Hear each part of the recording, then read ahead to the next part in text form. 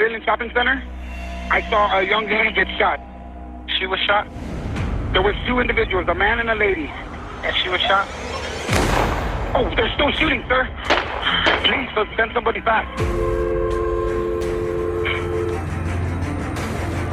She was on the ground. Her legs and arms. Like if you kill a cockroach. And I was always weak. I couldn't get even. So I would say, this time, I got even.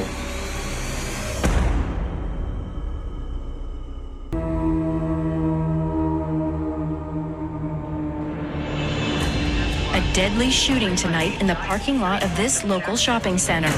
Authorities say two of the gym's employees were gunned down after closing for the night. J.C. Escamilla, who was escorting Maggie McCombs to her car, died instantly. 21-year-old Maggie McCombs is in critical condition.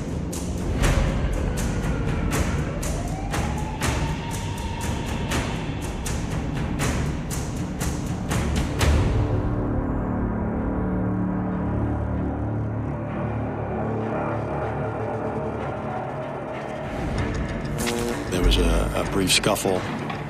The suspect apparently was trying to get to a gun that was in his waistband. Officers subdued him, and they brought him downtown for questioning. Hey, Q, tell us what happened. What happened there? Can you tell us what happened? Tell us about the girl.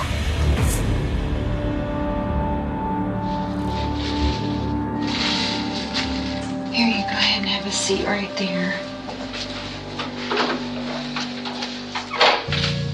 Welcome to the San Antonio Police Department. Mr. Masaki, can you tell me why you're here tonight? I was a suspect. You were a suspect? Yeah. In what? What happened tonight? Two people were shot? Mm-hmm. Do you know who those people were? Only one. A girl. Maggie Coleman. Who did you shoot first, Maggie or this guy? It was two cars. They were kind of in between. I walked. They noticed. And I pulled my gun. And I shoot. Then they two split. I started running to the right-hand side on the car. And then I saw him go in the hood. They got him. But my main target was the girl. So I was keep running. So I point, and he got her. Well, I don't know the right words, but maybe miracle to get her. Like a lucky shot? Lucky shot. Some people, if they have blood on them, want to show it off, but he never brings it up. These external things in the world don't really concern him. He views people as separate and distant from himself in the world. He's totally matter of fact, as if they're not talking about a shooting of two human beings. It's really more like, hey, I went out hunting for her and I caught her. That's very consistent with psychopathic behavior. He just has no value for human life. She fell off from the front. She turned. She was on the ground. Her legs and arms. Like if you kill a cockroach, you know, she was just like that. And I saw that guy on the ground. I saw him breathing from the hands. I just shoot him. And I get on my car and I left. I went to a restaurant and eat. Did that bother you at all to go eat after you've shot two people? No. I'm not the person. He's trying to tell her, I'm fine. People who suffer from psychopathy know that they are different. He's discussing it as he would any other topic, and without any sadness or any anger or any excitement. It's simply a description of events. So if there was any doubt for me initially about his choice of words to talk about a lucky shot and it being a language barrier, I think the fact that he just equated one of his victims to a cockroach and went to eat after he shot both of them and wasn't bothered and very matter-of-factly says, I wasn't the one who was injured, that's very consistent with psychopathic behavior. He's pretty criminally oriented. This is somebody who doesn't have a lot of desire to follow the rules and the social expectations that the rest of us do, that we don't harm other human beings. What did you shoot her with? Springfield, 9mm. Why did you buy a gun? I wanted to shoot her. Okay, you bought it specifically so you could shoot her. Yumasaki doesn't BS and doesn't lie because it has no meaning. There's no thrill in it for him to lie to the police officer. He represents one of the more extreme forms of psychopathy in that he doesn't even derive pleasure from his interactions. How about now that you've done this? Are you able to kind of look back on it a little bit? I didn't like this life. I always told my mom that I wish I wasn't born. I said I hate her because she gave me birth.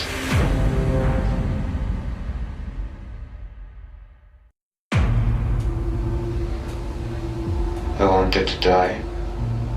I was scared to kill myself. You don't like yourself? I don't like my life. I'm not happy. Masaki is asked a question and he turns himself into the victim. This is somebody who has a lot of self-loathing. He looks depressed, he sounds depressed. This is somebody who just doesn't have a lot of purpose. Not only is there no point to Yumasaki's life from his own viewpoint, there's no point to anyone else's life either. Are you from San Antonio? No. Where are you from? Japan. And how old were you when you moved to the States? 19. Your mom? She's from Colombia. And your dad, is he from Japan? Mm. Okay. When's the last time you saw your dad? 13. Okay. So your mama brought you to the States? I got a green card.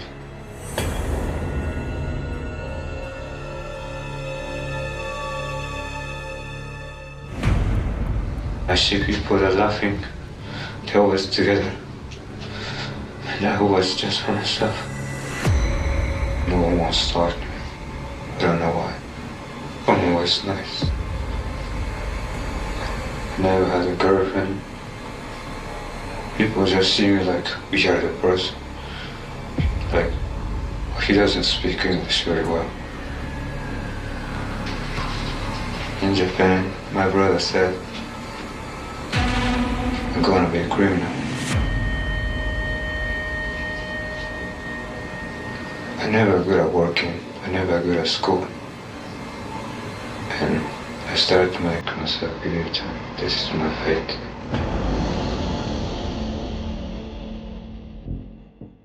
Masaki's own brother identified when they were children that he was different. He was having problems then. He was showing antisocial behavior then, enough so that his brother said to him, "You're going to be a criminal." He is definitely blaming society for not accepting him. But we can't attribute all of his feelings about life, the universe, and everything to just being in the United States and not speaking English as well as everyone else. In trying to understand why do people become psychopaths, we do think about the chicken and egg problem. So the nature-nurture dynamic of what were we born with in life and how did early experiences shape or enhance or reduce those capacities. There are some people who may be born with some biological characteristics that predispose them to psychopathy. I think no one likes me. So I'm a bad person. I always get humiliated. People laugh at me. That girl Maggie Coleman will laugh at me too. I couldn't get along with her. You know she was laughing at you, or you think she was laughing at you?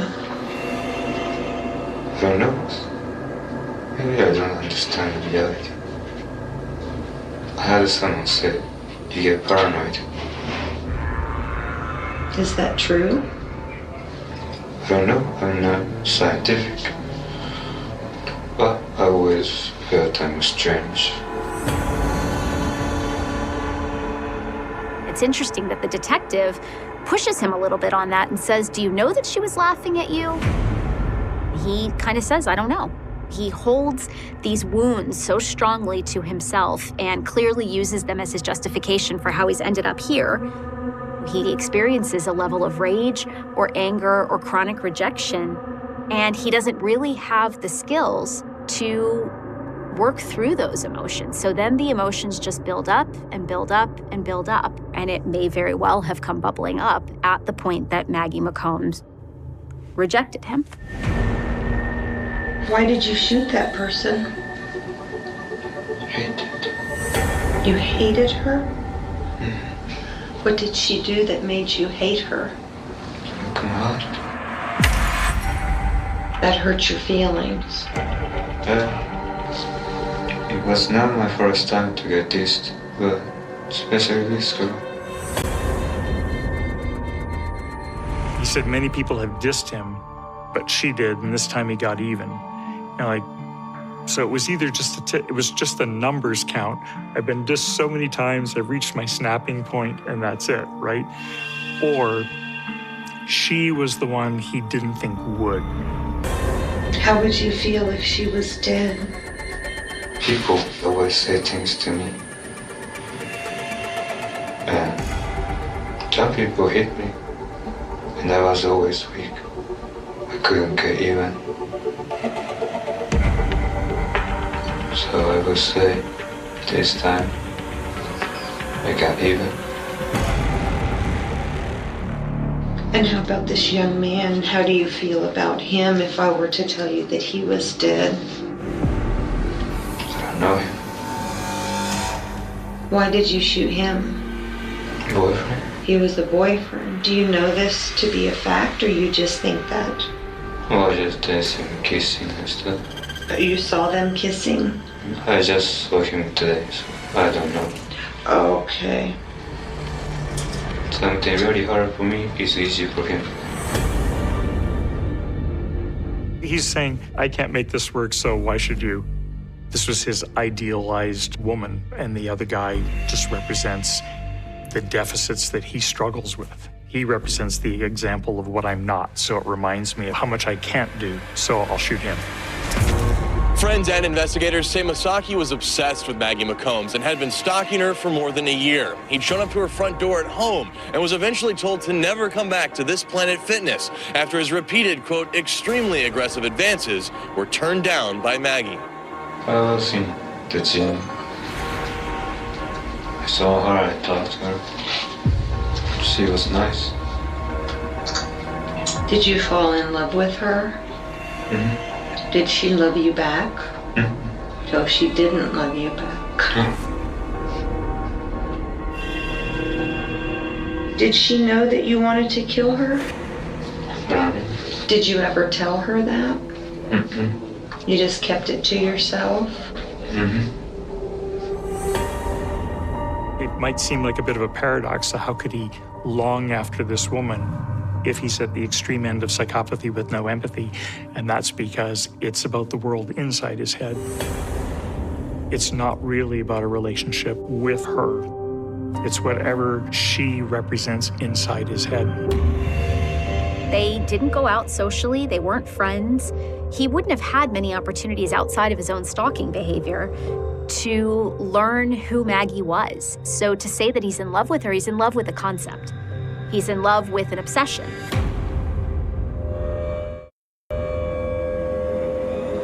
What did that accomplish by shooting her? It's not sad anymore. Does your mama know what you did today? No, I don't really need to talk to her. You don't need to talk to her? She gave me this life. This life sucks.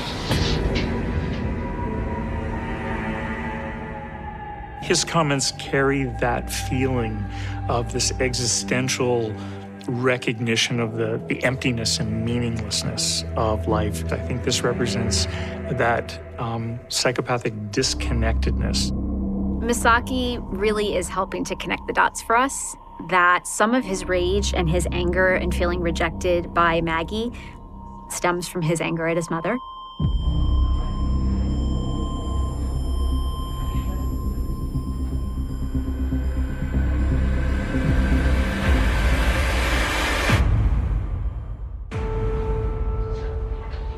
Soy detective Bernal.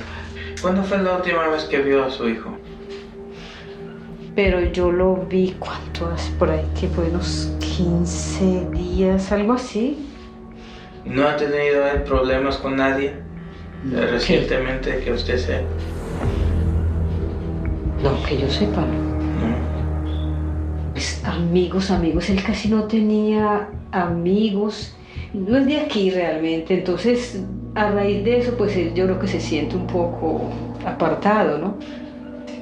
Entonces él no es, me dice que es pacífico, no es violento.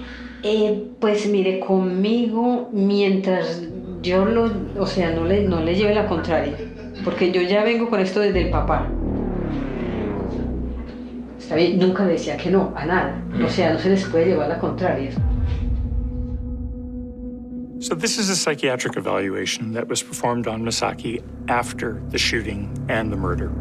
His mother allowed him to do what he wanted because of his reactivity when he did not get his way. He admits to not speaking and having outbursts of anger, many times directed to his mother since childhood. The outburst of anger would sometimes be destructive, destroying property, or threatening harm. Sometimes it was directed to self, banging his head against a wall. Sounds like maybe she was frightened or she didn't want to have to deal with the demonstrations of anger. But he learns, I get what I want by insisting. And we see that in his behavior with Maggie. She keeps saying no, but he goes, no, I'm just persisting. I'm going to get what I want. And that feeds right into that obsession with her. Pero sí tiene muchos comportamientos parecidos al papá. Mi marido, porque él le aporreaba muy horrible. Y era una persona muy, como uno dice, es muy, pues, no es amable, ¿cierto? No era amable conmigo. Porque, empezando porque como ellos tuvieron otros problemas, ¿cierto? Pues, como de niños que veían que el papá me aporreaba, ellos se escondían, siempre cuando eran pequeñitos se escondían detrás de mí. Y a mí me daba miedo de mi marido porque él cuando me agarraba me golpeaba. Y yo me escondía y yo le tenía miedo y ellos también. Cuando eran niños y ellos crecieron, ¿cierto? Con miedo. O sea, son unos niños que la niñez fue muy traumatizada. You get a little window into what kind of behavior might have been modeled for him by his father. That it was okay to treat women this way, and it was okay to not tolerate rejection, and you should always get what you want. Children that grow up around violence learn to use it as problem solving. And if we happen to be biologically predisposed to psychopathy, it just shunts us down that road even further. So it's possible with Misaki that his early experience simply gave him a further kick in the direction of being distant, aloof, separate, not needing as much of a relationship from other people.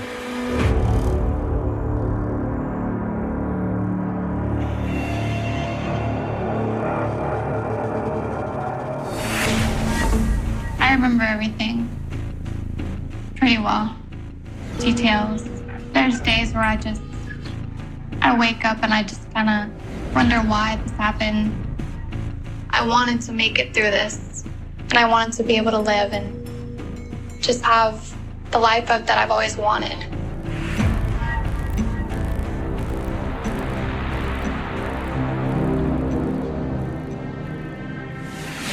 28-year-old Yu Masaki flashes a smile before shuffling up to the judge, ready to enter pleas for the murder of 31-year-old J.C. Escamilla and aggravated assault. Help me, please. I need help. I don't know what my parents are. Some people broke into our house. Okay, please. Dad? Someone broke in and I heard shots like pop. I don't know what's happening. I'm tied upstairs. You're tied? I had my cell phone in my pocket. Someone invaded your home now? Yes. You heard gunshots? They had guns and they were holding me at gunpoint. Who's to say this whole thing isn't a lie? Because if you are lying, it's the most cold-blooded thing that I have ever faced in my life. There is nothing that you've said to me today is a lie.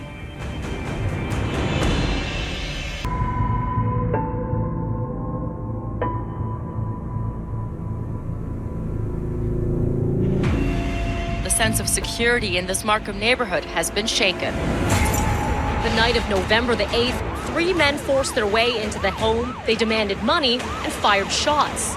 Police continue to search for these 3 suspects. Her mother, 53-year-old Vic Ha, was shot and killed. Father, 60-year-old Han, was left with a critical head wound. 24-year-old daughter Jennifer escaped unharmed and was the one to call 911.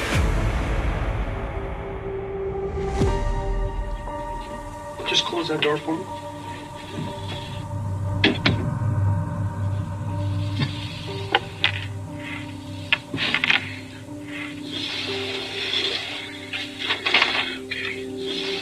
Tell me about your day. I upstairs in my room, called it a night with the TV on.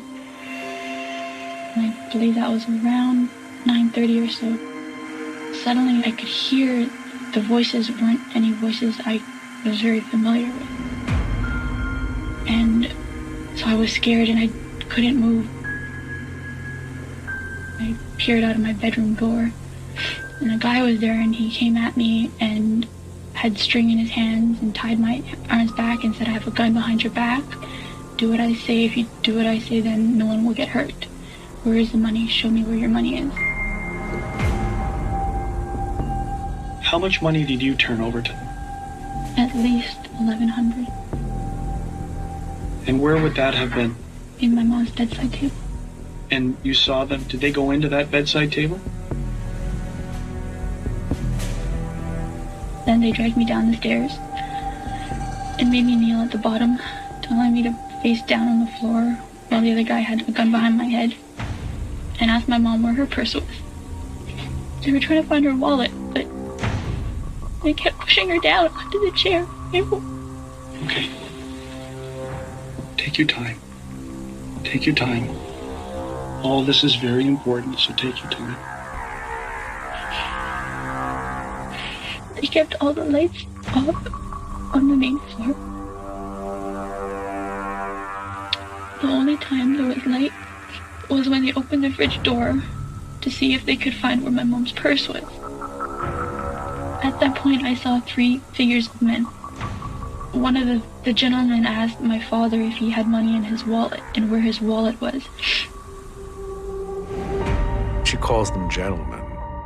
It raises concerns for me. You know, when I see that, it's an odd choice of words. Either she's careless about the way she uses words, or she has some affiliation, some reason to treat the men with more courtesy than you should treat a killer. They took me up the stairs and they tied me to the top of the banister. Just with one string, I could still move, but I was afraid to because the one guy just had that gun. Just the last things I heard them say was, you lied to us, you lied to us. And then I heard 2 pops. My mom screamed. I yelled out for her. And a couple more pops. And then they ran out the door.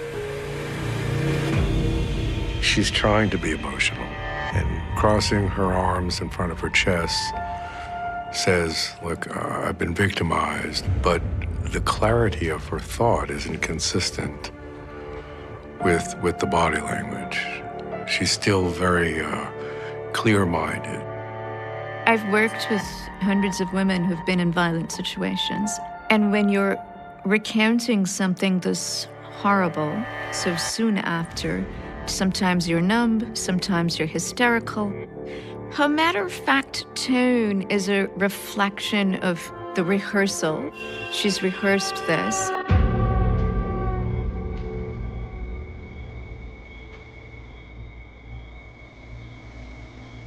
And at that point, I had my phone on me, behind me, that I had hidden there that they didn't know about. I whipped up the phone and I called 911. But I still hadn't heard anything from my mom, and all I could hear was my dad running on the street, just moaning and sounds. What, in your opinion, would cause people to target your house to think there was a large quantity of money? I'm not sure.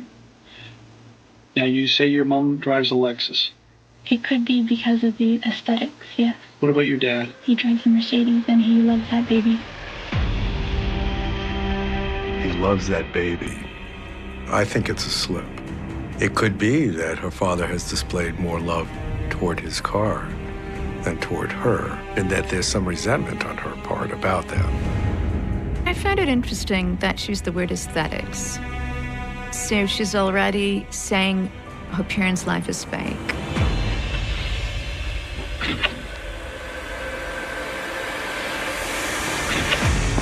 Police have released this grainy video taken from a neighbor's security camera. It may be the suspect vehicle, and investigators are hoping that someone may be able to identify it. It's not clear at this time what was taken from the home.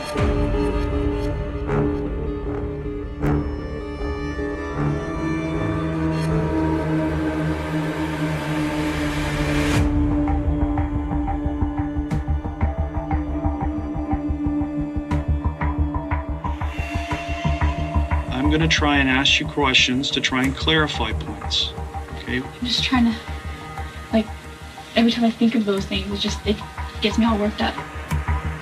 But I have to think about it, but I don't want to. And it's just like I did it, I don't want to do it again.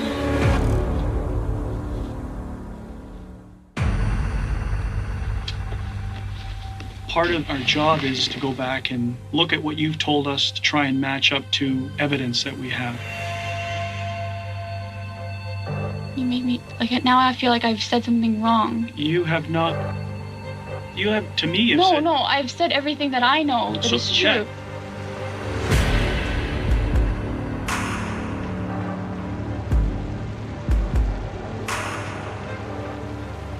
So where does this phone go?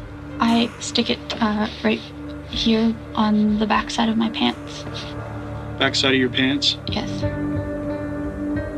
Stand up and turn around and tell me, just show on the camera, how your hands are bound and how you are against the railing. You don't have to sit down. I just need to see how you were. Just tell me. She's panicked. There's an interesting little girl sort of persona that she brings on. And I think she really believes she's a little girl who's helpless and needs help. And at the same time using the helpless little girl to try to get sympathy.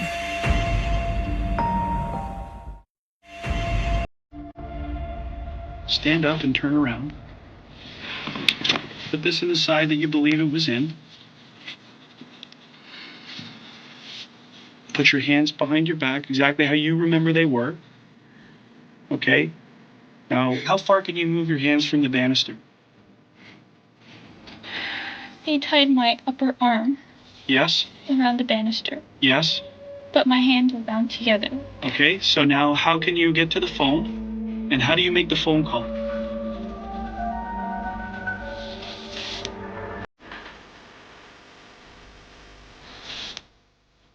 (911). And do you talk down like that?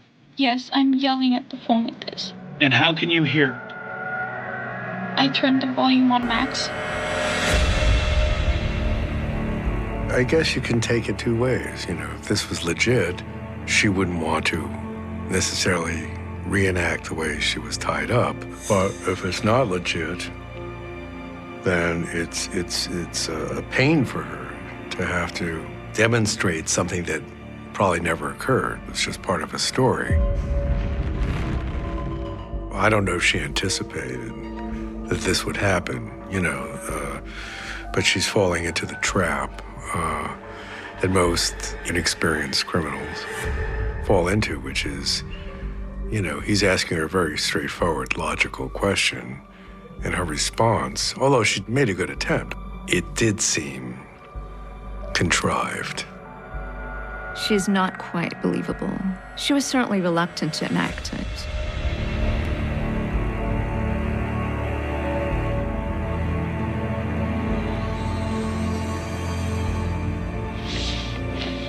What I want to do now is I want to go into your past.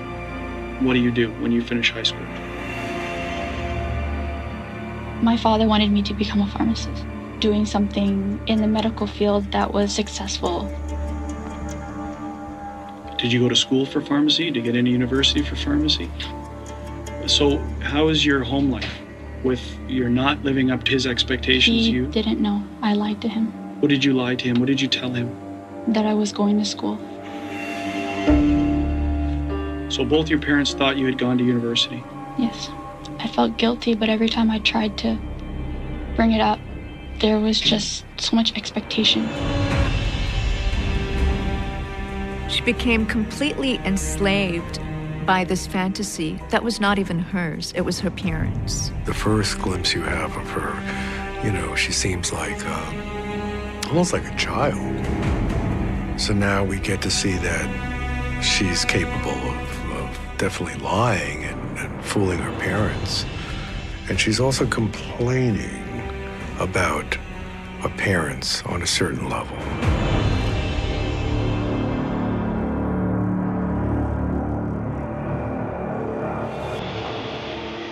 Do you have a boyfriend? I had a boyfriend, but now I don't have it. What was your boyfriend's name? Daniel. Daniel what? Wong.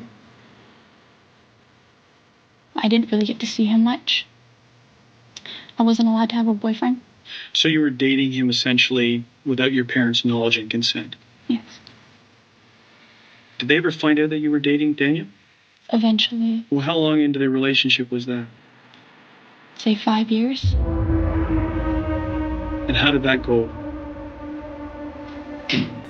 Not well. Explain to me what not well means. They gave me an ultimatum to either choose Daniel or to choose them.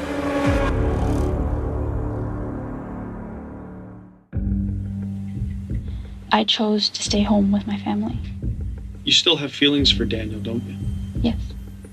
But unfortunately, I made a decision and I had to stick by it.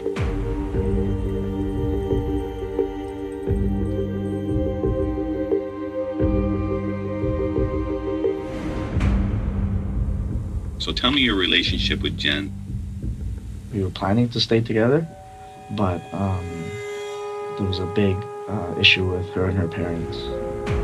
So, why would they hate you? You've been in trouble with the police, right? Yeah. I've been in trouble with possession and trafficking. I think most parents would be alarmed by your boyfriend whose sort of primary goal in life is to sell drugs, but particularly a strict family that has these high social status expectations. That probably was some part of her that could only be attracted to someone who was not like her parents. So someone who is rebellious, low achieving, that she associated with being free. The night that this happened, Monday night, what were you doing? I stayed at the store until about like 9:30, 10 o'clock. Now, are you worried for your safety? Yeah, like I am. Like I haven't slept. Just the shock, and it just kept on going through my head. Who could it be? Like, who is it? You know what I mean? Like, I don't know who is behind it, right? I just know that her parents didn't want us to be together. But she tried to stay in my life. She tried to keep the fantasy of not disappointing her parents and the fantasy of this perfect boyfriend alive at the same time. But she couldn't do it.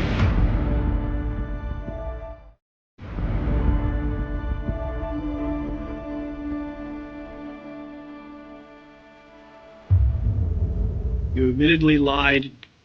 You've lied to your parents about going to school. Who's to say this whole thing isn't a lie? Because if you are lying, it's the most cold-blooded thing that I have ever faced in my life.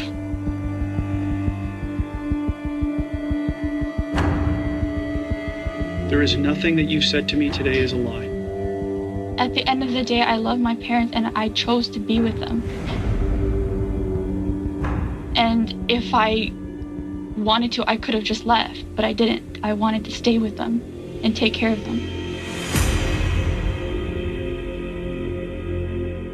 Imagine 5 years of deceiving people, deceiving friends, family, neighbors, everybody, to live in this fantasy. The fantasy was concrete and literal. I want to live with Daniel and be happy ever after, and I don't want to disappoint or anger my parents. You really need to dissociate from your emotions and your reactions in order to live in this fantasy.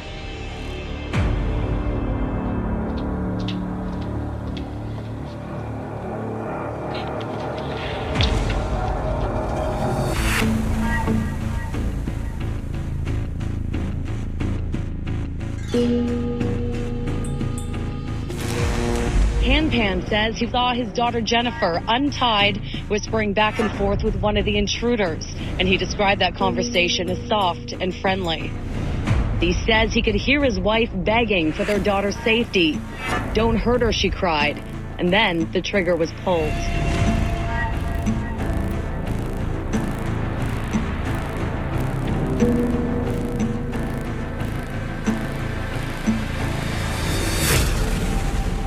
You need to tell me what went on, because you know who was in that house that night. You do, Jen. There's no question about that. Your parents, their expectations weren't realistic, were they? You couldn't live up to them, could you? You tried to. Right? Am I right? And finally, you had to bite back, right? What happened? What happened? You were part of setting this plan in motion. You were behind this. What happened to me? What happened to me? We're going to work through the case, okay? But we got to start. What happened to me? You can almost imagine her saying that line while she was deceiving her parents and being given ultimatums. But what about me? You see that self-indulgence, childlike narcissism, typical of psychopathy. There's a disconnect, I think, between trying to have her feet in both worlds and to reach the point where the only way to resolve the disconnect is to murder your parents speaks to her character pathology. What happened? What? Okay. So we're supposed to take the whole family out? No, just me. How come it was supposed to be you? Because I didn't want to be here anymore. Why not? Because I was a disappointment. Everyone could be free from me. I was disappointed in everything. What did you want done? Come in and take me out. So why didn't they do it the way you wanted? I don't know. Psychopaths in general say whatever they need to say to get whatever it is they want. You know, I don't really think she wanted to die, and I certainly don't believe that she hired someone to come into her house to just kill her. Why would somebody shoot someone they didn't have to shoot? I don't know. I can't figure that out. Okay, why didn't you tell us this that night then? Because I was scared. Scared of what? Telling the truth? Yes. That I wanted to die. I'm going to be arresting you for murder. Okay? Also attempted murder and conspiracy to commit murder. You have to listen here, so can you take your hands off your ears? You said that you were on my side. On a cold winter morning in Dunedin, New Zealand, the darkness should have been fading. The city was beginning to wake. Streetlights still glowed faintly against the pale sky. Frost clung to patches of grass. The air carried that familiar winter silence, a silence so complete that every distant sound seemed isolated from the rest of the world. Inside a modest house on every street, 5 members of a family would never see another sunrise. The walls still stood. The furniture remained where it had always been. Family photographs still hung in place. Yet something inside that house had shattered beyond repair. By the time police officers crossed the threshold, they would discover one of the most disturbing crime scenes New Zealand had ever witnessed. A father. A mother. 3 children. All dead. Only one member of the Bain family remained alive. David Bain. A son. A brother. A survivor. Or perhaps something else entirely. For more than 3 decades, that question has haunted courtrooms, investigators, journalists, authors, and ordinary citizens across New Zealand. Who killed the Bain family?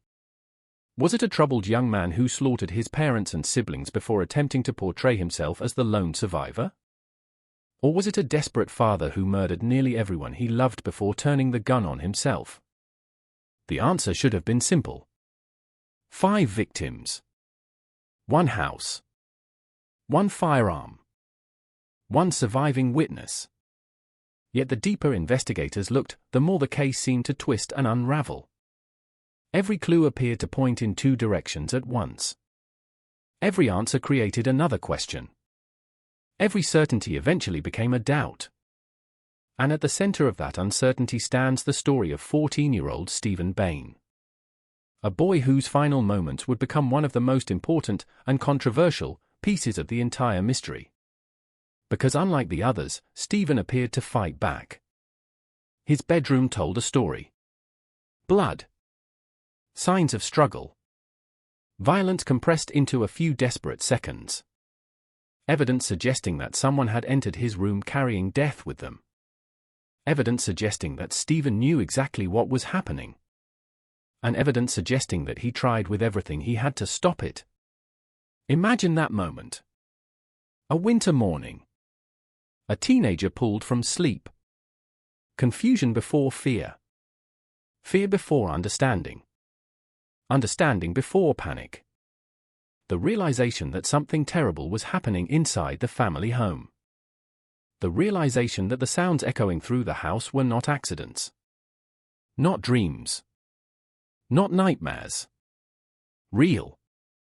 Permanent. Fatal. Somewhere beyond his bedroom walls, members of his family were already dead or dying. Then came the confrontation. The struggle. The desperate instinct to survive.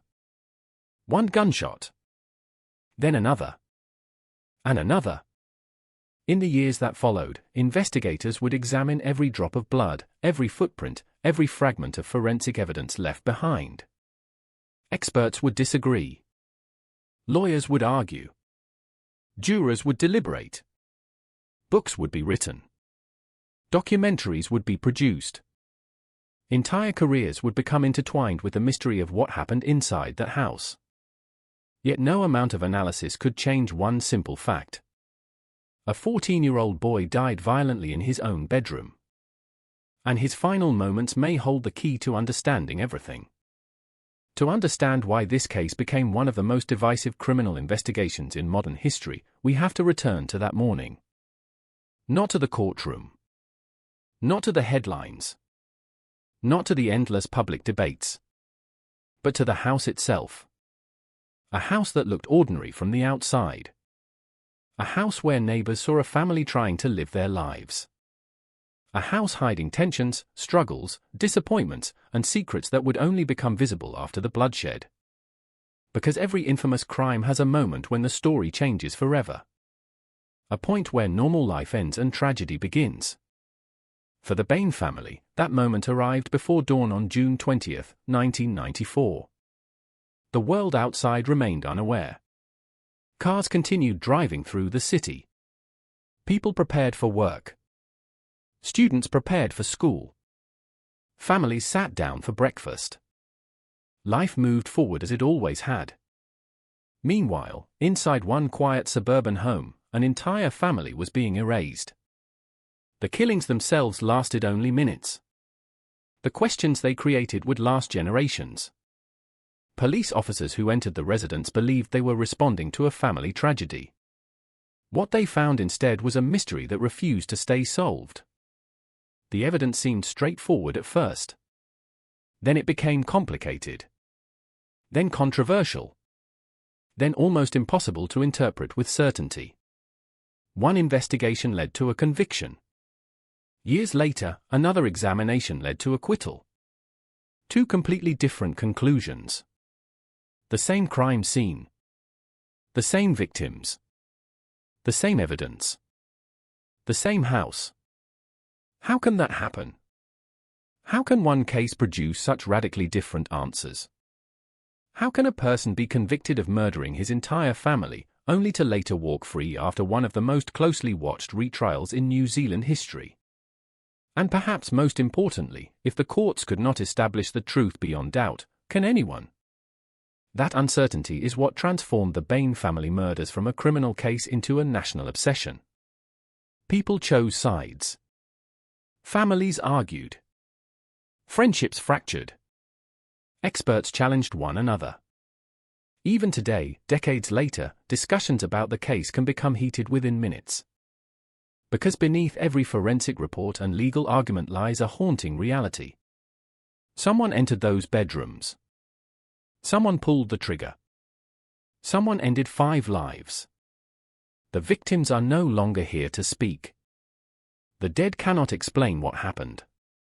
They cannot correct mistakes. They cannot challenge theories. They cannot tell us who stood before them in their final moments. All that remains are fragments. Bloodstains. Footprints. Timelines. Memories. Statements. Interpretations. Pieces of a puzzle that may never fit together perfectly. And nowhere is that uncertainty more powerful than in the story of Stephen Bain. His room became one of the most scrutinized locations in New Zealand criminal history. Investigators searched it repeatedly. Experts debated what the evidence meant. Supporters of competing theories pointed to the same details while reaching completely different conclusions. To some, the signs of struggle suggested one version of events. To others, they suggested the opposite. The room became more than a crime scene. It became a battleground. A place where two competing narratives collided. A place where the truth seemed just out of reach. What happened during those final moments? What did Stephen see? What did he know? Who stood in front of him? Those questions remain unanswered. Yet they continue to echo through every discussion of the Bain case. Because if Stephen's final struggle could speak, it might reveal the identity of the killer. It might explain why 5 members of a family died. It might finally resolve a mystery that has endured for more than 30 years. Or perhaps the truth disappeared forever on that winter morning. Lost among conflicting evidence. Buried beneath legal battles. Hidden behind memories that can never be verified. What we do know is this.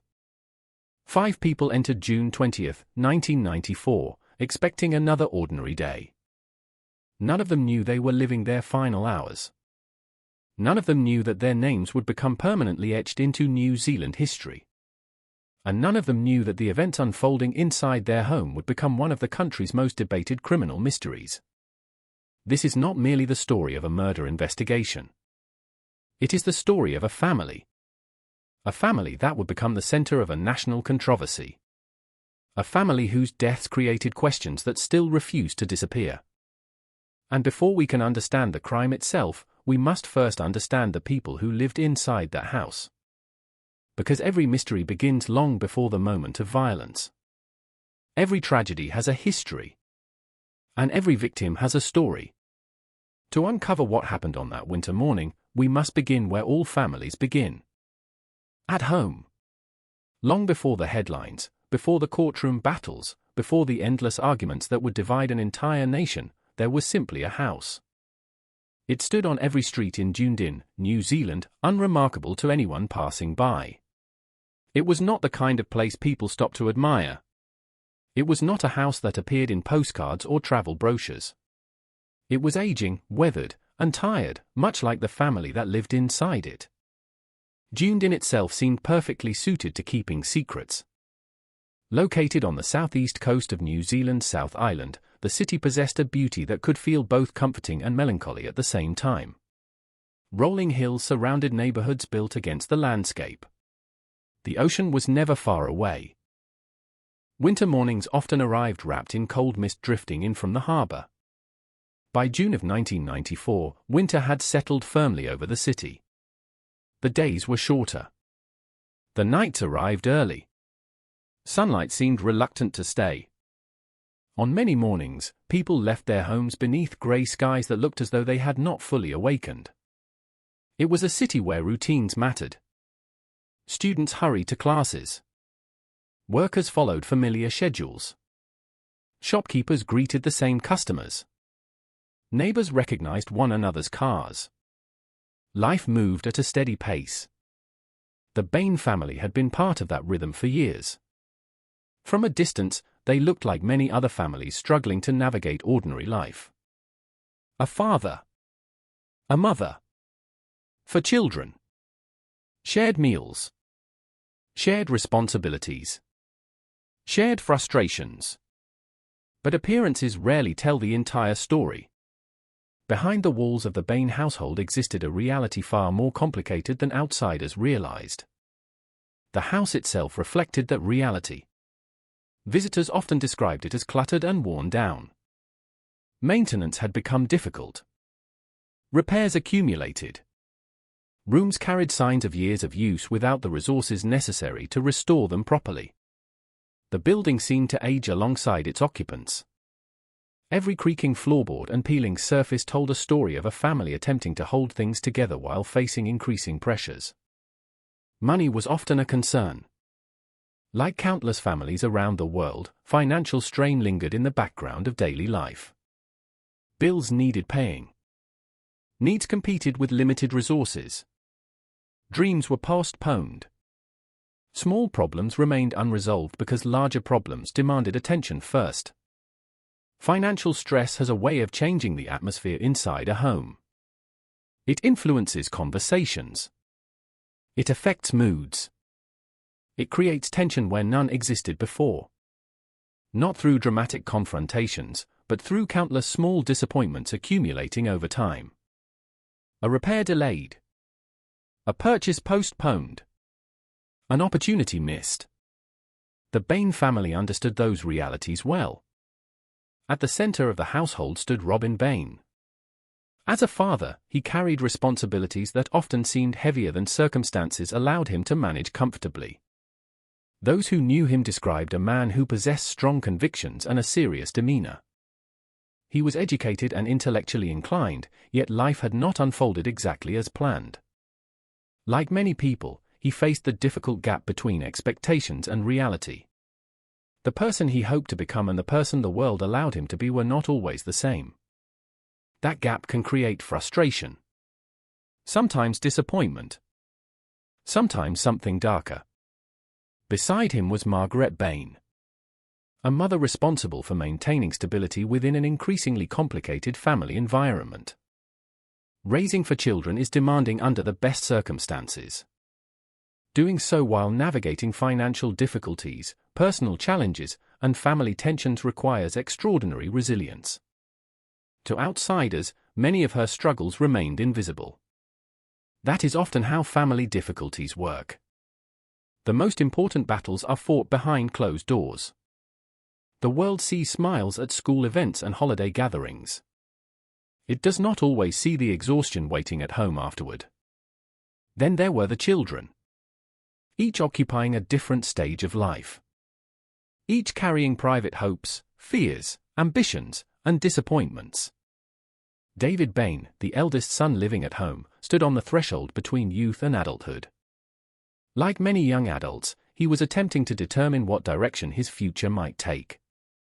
Questions about identity, purpose, education, and independence occupied increasing amounts of his attention. The transition into adulthood rarely happens smoothly. It often arrives accompanied by uncertainty.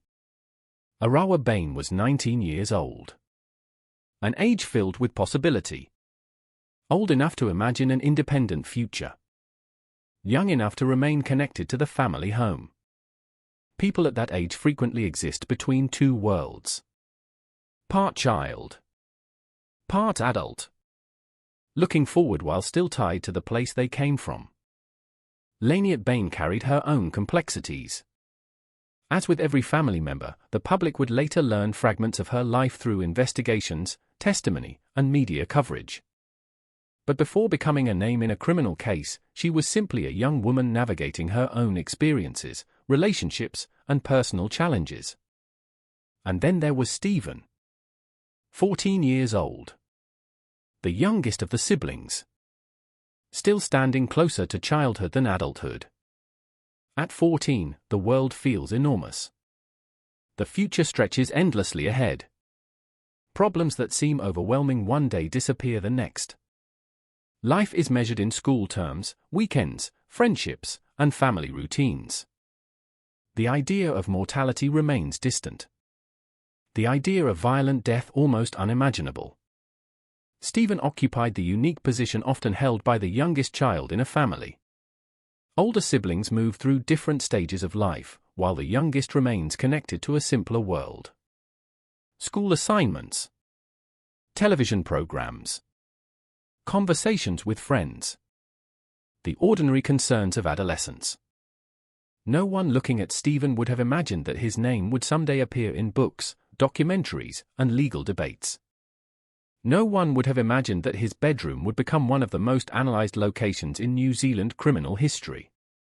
At the time, he was simply a boy living his life. That is perhaps the most tragic aspect of many true crime stories.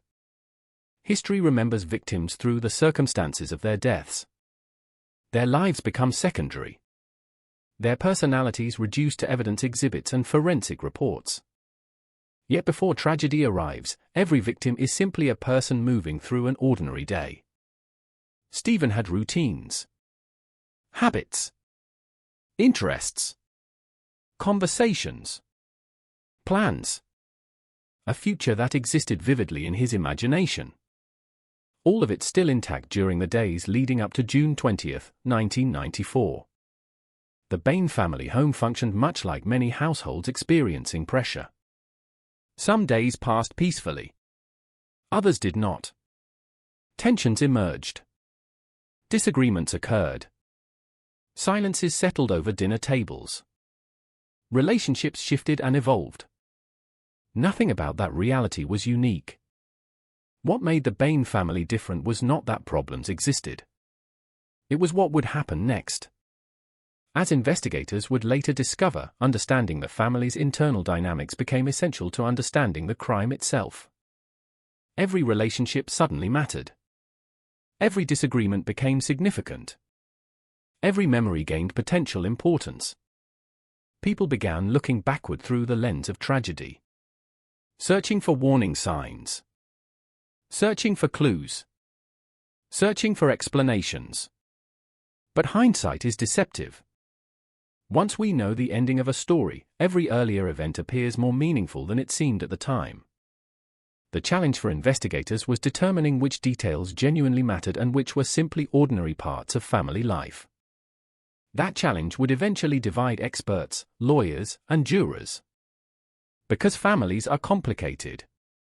People can love one another while also hurting one another. They can share homes while feeling isolated. They can appear functional from the outside while struggling internally. The Bain family was no exception. As winter deepened across Dunedin in June 1994, no one outside the household understood exactly what emotions existed behind those walls.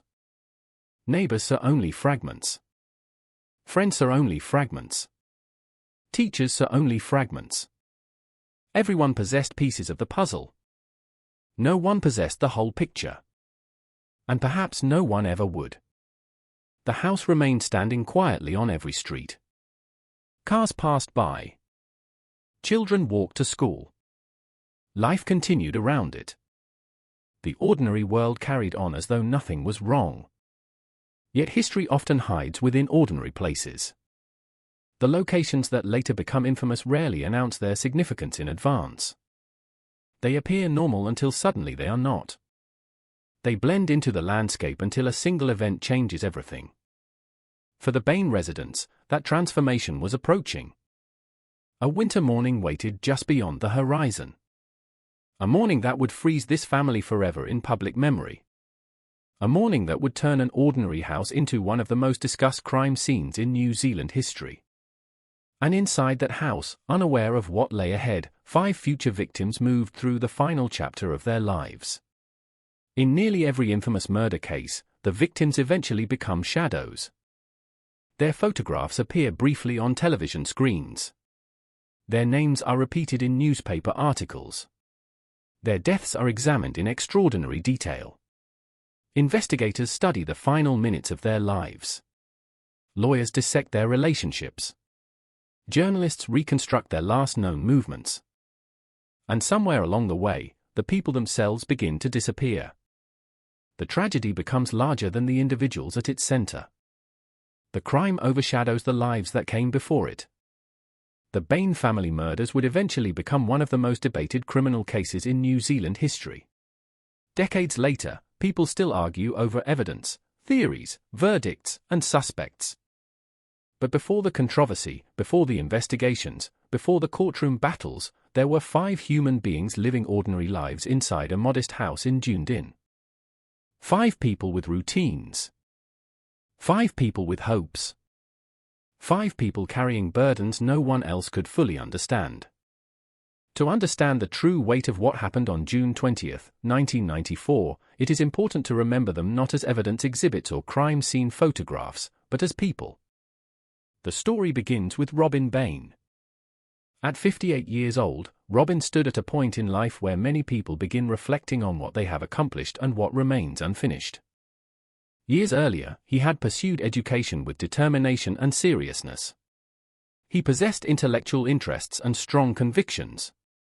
Those who knew him often described a man capable of deep thought and careful consideration. Yet intelligence does not guarantee happiness. Education does not guarantee fulfillment. Life rarely unfolds according to the plans we make when we are young. For Robin, the years appeared to have brought challenges alongside achievements. Responsibility weighed heavily on him.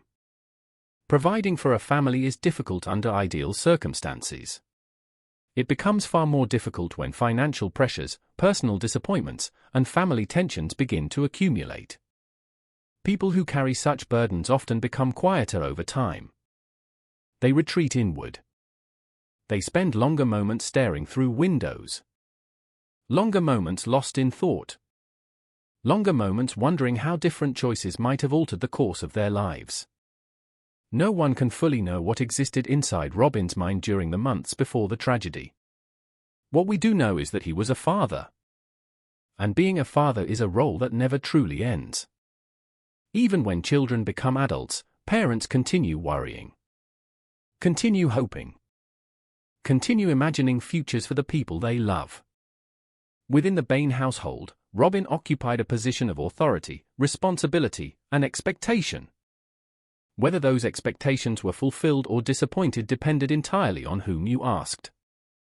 Every family contains multiple versions of the same story. Parents remember events one way, Children remember them another. Truth often exists somewhere in between. Then there was Margaret Bain. At 50 years old, Margaret occupied a role that often goes unnoticed until it is gone. She was the center of countless daily routines. The invisible force holding together the practical realities of family life. Meals. Schedules. Conversations. Small acts of care. The endless responsibilities that rarely attract attention but become immediately obvious when absent. People often underestimate how much emotional labor exists within a family. Someone remembers birthdays. Someone notices when another family member seems troubled. Someone worries when people arrive home late. Someone quietly absorbs tension before it grows into conflict. Mothers frequently carry these responsibilities without recognition. Margaret was no exception. Those who lose a parent often describe a strange realization afterward. The house feels different. Not because the walls have changed. Not because the furniture has moved. But because the person who filled countless small spaces in daily life is no longer there. A favorite phrase disappears. A familiar laugh vanishes. An expected voice never arrives. The silence left behind becomes its own presence. Margaret's death would leave that kind of silence. A silence that could never be filled. Then there was Arawa Bain. 19 years old. An age balanced delicately between adolescence and adulthood. Old enough to dream independently. Young enough to remain connected to home. At 19, the future feels limitless. Every possibility seems reachable. Every path remains open. People imagine careers they might pursue. Cities they might visit. Relationships they might build. Lives they might create. The world appears enormous. Its possibilities endless. Yet 19 is also an uncertain age. Many young adults struggle to define who they are. They experiment with identities. They question expectations. They search for purpose. The journey toward adulthood is rarely straightforward. It often includes confusion, mistakes, reinvention, and self-discovery. Arawa stood within that process. Like millions of young people around the world, she was still becoming the person she would eventually be. The tragedy is that she never received the opportunity to discover who that person might have become. Then there was Laniet Bain. 18 years old. Close enough to adulthood to feel its pull. Young enough to remain vulnerable to its challenges. Every person carries private experiences invisible to those around them. Dreams that remain unspoken. Fears that stay hidden. Wounds that never fully heal. Outsiders often assume they understand a person based on brief interactions. A conversation. A smile. A reputation. But every human life contains complexity beneath the surface. Laniet was no different. By all accounts, she possessed her own hopes, her own struggles, and her own vision of the future. The details of her life would later become intertwined with competing theories about the murders. Her name would appear repeatedly in investigations and legal arguments. Yet before any of that happened, she was simply a young woman trying to navigate life. Trying to understand herself. Trying to determine where she belonged. Trying to move forward. Then there was Stephen. The youngest victim. The child whose final moments would later become one of the most discussed aspects of the entire case. At 14 years old, Stephen still occupied a world largely defined by childhood. School. Friends. Homework. Television. Sports. Family routines. The ordinary concerns of adolescence. 14 is a fascinating age. A person begins developing independence while still relying heavily upon family. One day feels grown up. The next feels undeniably childish. Confidence and insecurity exist side by side. The future remains distant enough to seem abstract.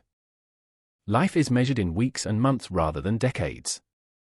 For Stephen, adulthood still lay somewhere beyond the horizon. There would be future birthdays, future schools, future experiences. At least, that is what everyone assumed. No one wakes up expecting their future to end. No teenager goes to sleep imagining that the next sunrise will never arrive. That is part of what makes crimes involving young victims so heartbreaking. The sheer amount of life left unlived.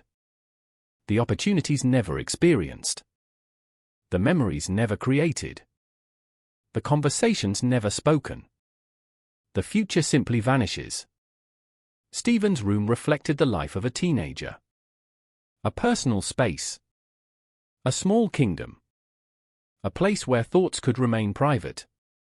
Where interests could develop. Where dreams could take shape. Every teenager leaves traces of themselves inside their bedroom. Books. Posters. Clothing. School materials. Objects that appear insignificant to others but carry meaning to the person who owns them. Such spaces reveal fragments of identity. Not complete truths, but glimpses. Small windows into who a person is becoming. For Stephen, that room would later become something else entirely. A crime scene. A source of forensic evidence. A location studied repeatedly by investigators. Yet before it became any of those things, it was simply his room. A place where he slept. A place where he laughed. A place where he imagined the future. And perhaps that is what makes the story so devastating. Because when we think of crime scenes, we often imagine locations already marked by darkness. Abandoned buildings. Dangerous neighborhoods. Places where violence feels possible. But most murders do not occur in such places. They occur in ordinary rooms. Ordinary homes. Ordinary lives. The Bain family did not know they were living through the final chapter of their story. Robin could not know his future was measured in days. Margaret could not know she was approaching the end of her life. Arawa could not know her dreams would remain unfinished. Laniet could not know she was running out of time. Stephen could not know that the room where he slept would one day become famous for all the wrong reasons. That is the cruel nature of tragedy. It arrives without permission. Without warning. Without explanation. Life proceeds normally until suddenly it doesn't.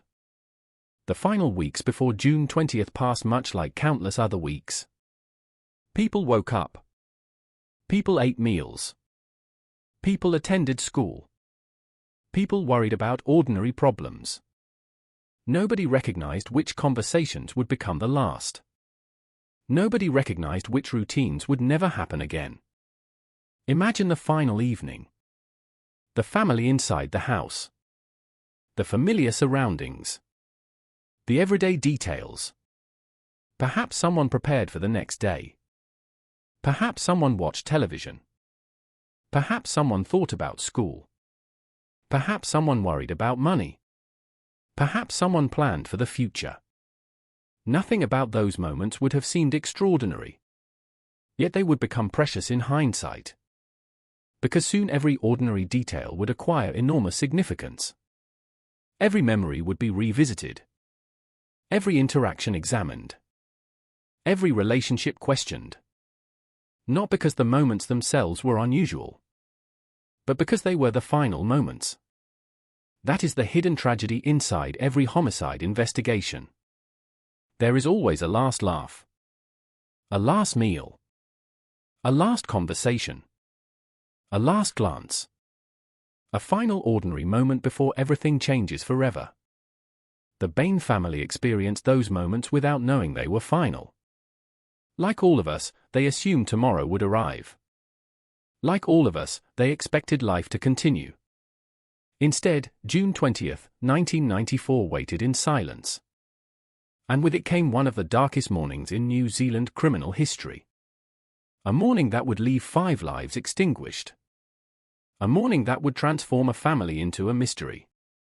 A morning that would ensure the names Robin, Margaret, Arawa, Laniet, and Stephen Bain would never be forgotten. Not because of how they lived, but because of how they died. And somewhere within the darkness of that approaching winter dawn, the final hours of the Bain family were already beginning to unfold. The morning of June 20th, 1994, began like countless other winter mornings in Dunedin. Outside, the city remained wrapped in darkness. The cold settled over rooftops and empty streets. Curtains remained closed. Most people were still asleep. The day had not yet truly begun. Inside the Bain family home, however, something was already unfolding. What exactly happened during those crucial minutes remains one of the most fiercely debated questions in New Zealand criminal history. The reason is simple. There were no surviving witnesses to the killings themselves. No one who could step forward and describe exactly what happened room by room. No one who could identify with certainty who moved through the house carrying the rifle. No one who could explain the sequence of events beyond speculation and interpretation. Everything that followed would be reconstructed from physical evidence, forensic analysis, timelines, and competing theories. Yet even decades later, certainty remains elusive. What investigators do know is that sometime before dawn, violence erupted inside the Bain household. A rifle was used. 5 members of the family would lose their lives. The killings did not occur in a public place. There were no strangers passing through. No reports of a masked intruder forcing entry into the house. The violence happened within the private world of the family itself. Behind walls that had witnessed years of ordinary life. Behind doors that had been opened and closed thousands of times. Within bedrooms where people believed they were safe. At some point during those early morning hours, death entered the home. One room at a time. One victim at a time. The house that had sheltered the family became something else entirely. A place of terror. A place of confusion. A place where ordinary life suddenly ceased to exist. Imagine the atmosphere of that pre-dawn darkness. The silence. The stillness. The cold air creeping through small gaps in aging windows. Most families experience those hours in complete peace. Parents asleep. Children dreaming. The outside world distant and irrelevant. The Bain family would not have that peace. Somewhere inside the house, events began that would change New Zealand forever. Investigators would later attempt to determine the order in which the victims died. That task proved extraordinarily difficult. The crime scene contained evidence. But evidence does not speak clearly. Bloodstains reveal movement. They do not reveal thoughts. Bullet wounds reveal injuries. They do not reveal motives. Footprints reveal paths. They do not reveal intentions. As a result, every reconstruction of the murders contains elements of uncertainty. What remains beyond dispute is that the violence was personal. The victims were not random targets. The killer moved through a family home. The killer knew where people slept. The killer confronted individuals in their most vulnerable moments. Most were likely caught completely off guard. Few people can imagine the shock of waking to sudden violence. Sleep creates a sense of security. A temporary separation from danger.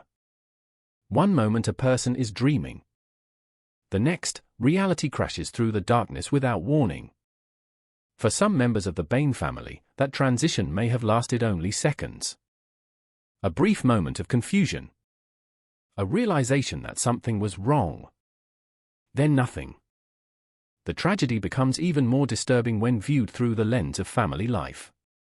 Every room contained memories. Shared holidays. Ordinary conversations. Arguments that seemed important at the time. Laughter that had long since faded. Years of life had accumulated within those walls. Then, in a matter of minutes, everything changed.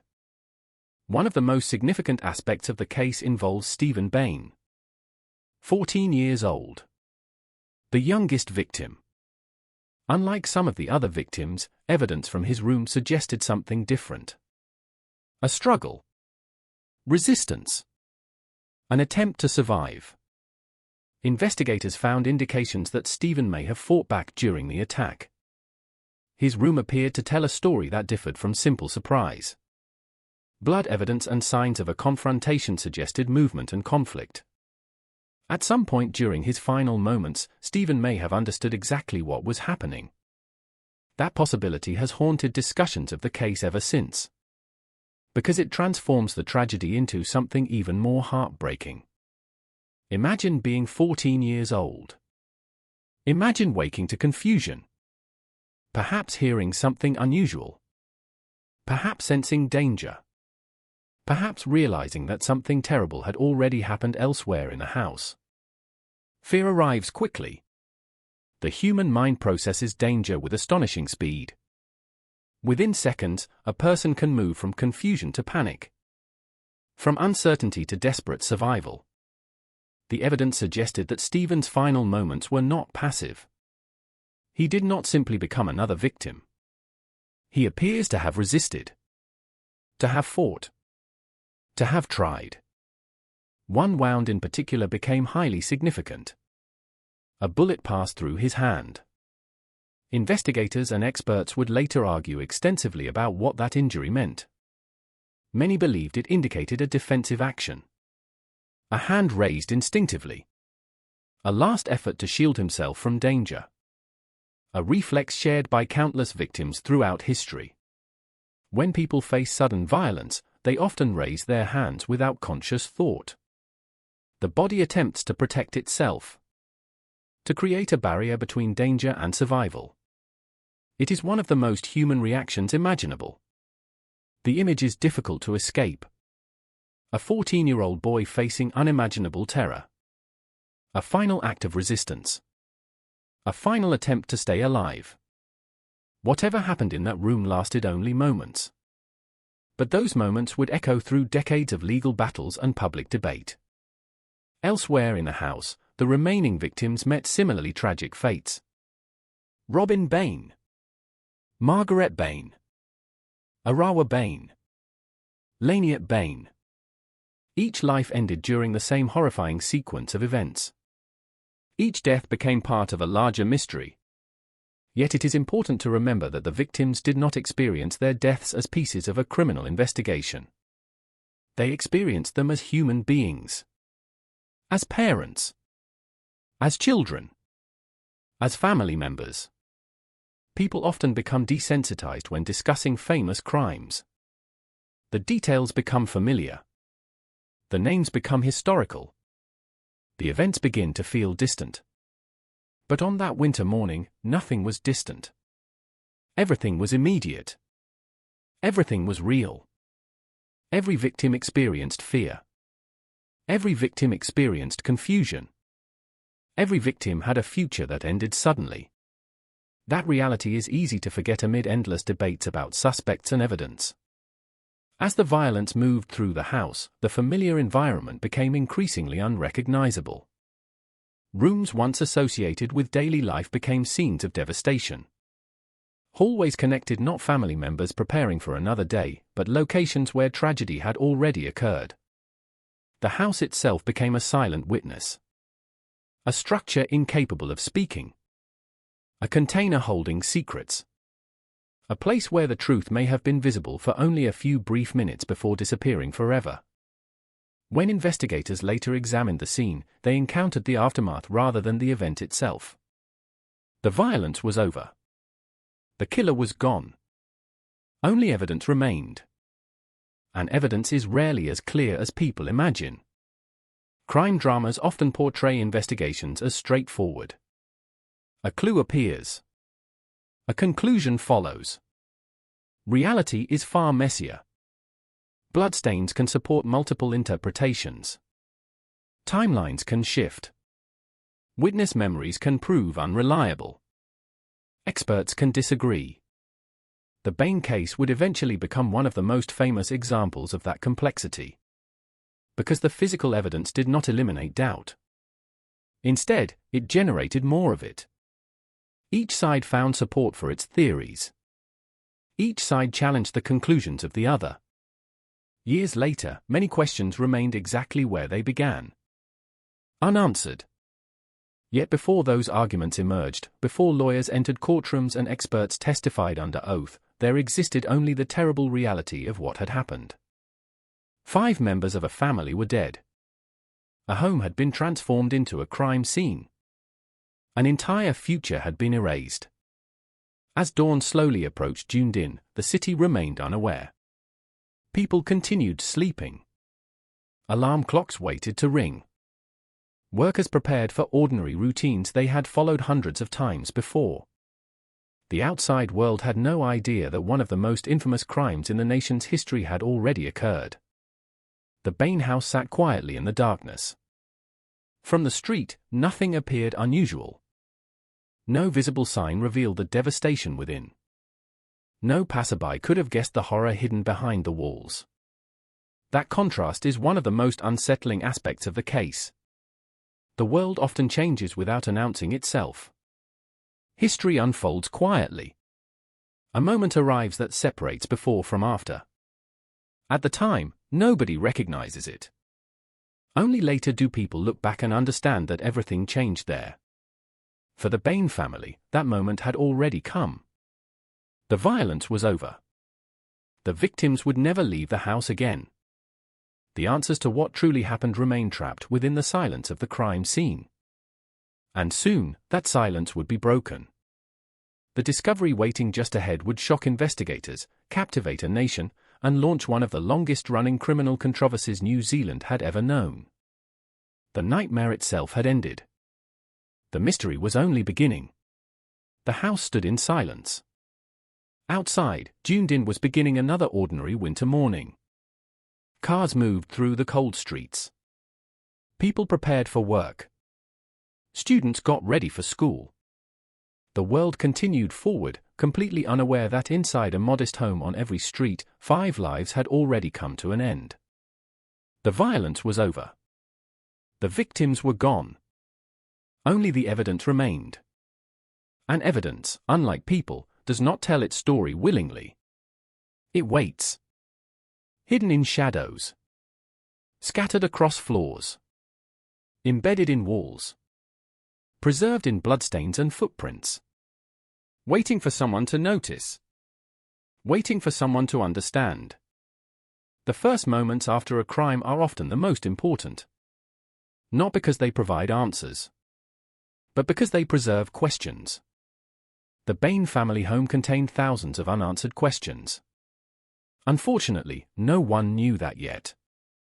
At some point after the killings, emergency services would become involved in a scene unlike anything most investigators ever encountered during their careers. Multiple victims. Multiple rooms. A family almost entirely wiped out. The sheer scale of the tragedy was immediately apparent. What was not apparent was the complexity. At first glance, the scene seemed shocking but straightforward. 5 people were dead. A rifle had been used. 1 family member remained alive. Simple facts. Simple observations. But criminal investigations rarely remain simple for long. The deeper investigators looked, the stranger the picture became. The house itself felt frozen in time. Normal life remained visible everywhere. Household objects sat exactly where they had been left. Furniture occupied familiar positions. Everyday belongings remained scattered throughout rooms. The ordinary details of family life had not disappeared. They had merely been interrupted. Violently. Permanently. For investigators entering the residence, the emotional impact must have been immediate. Even experienced detectives are human beings.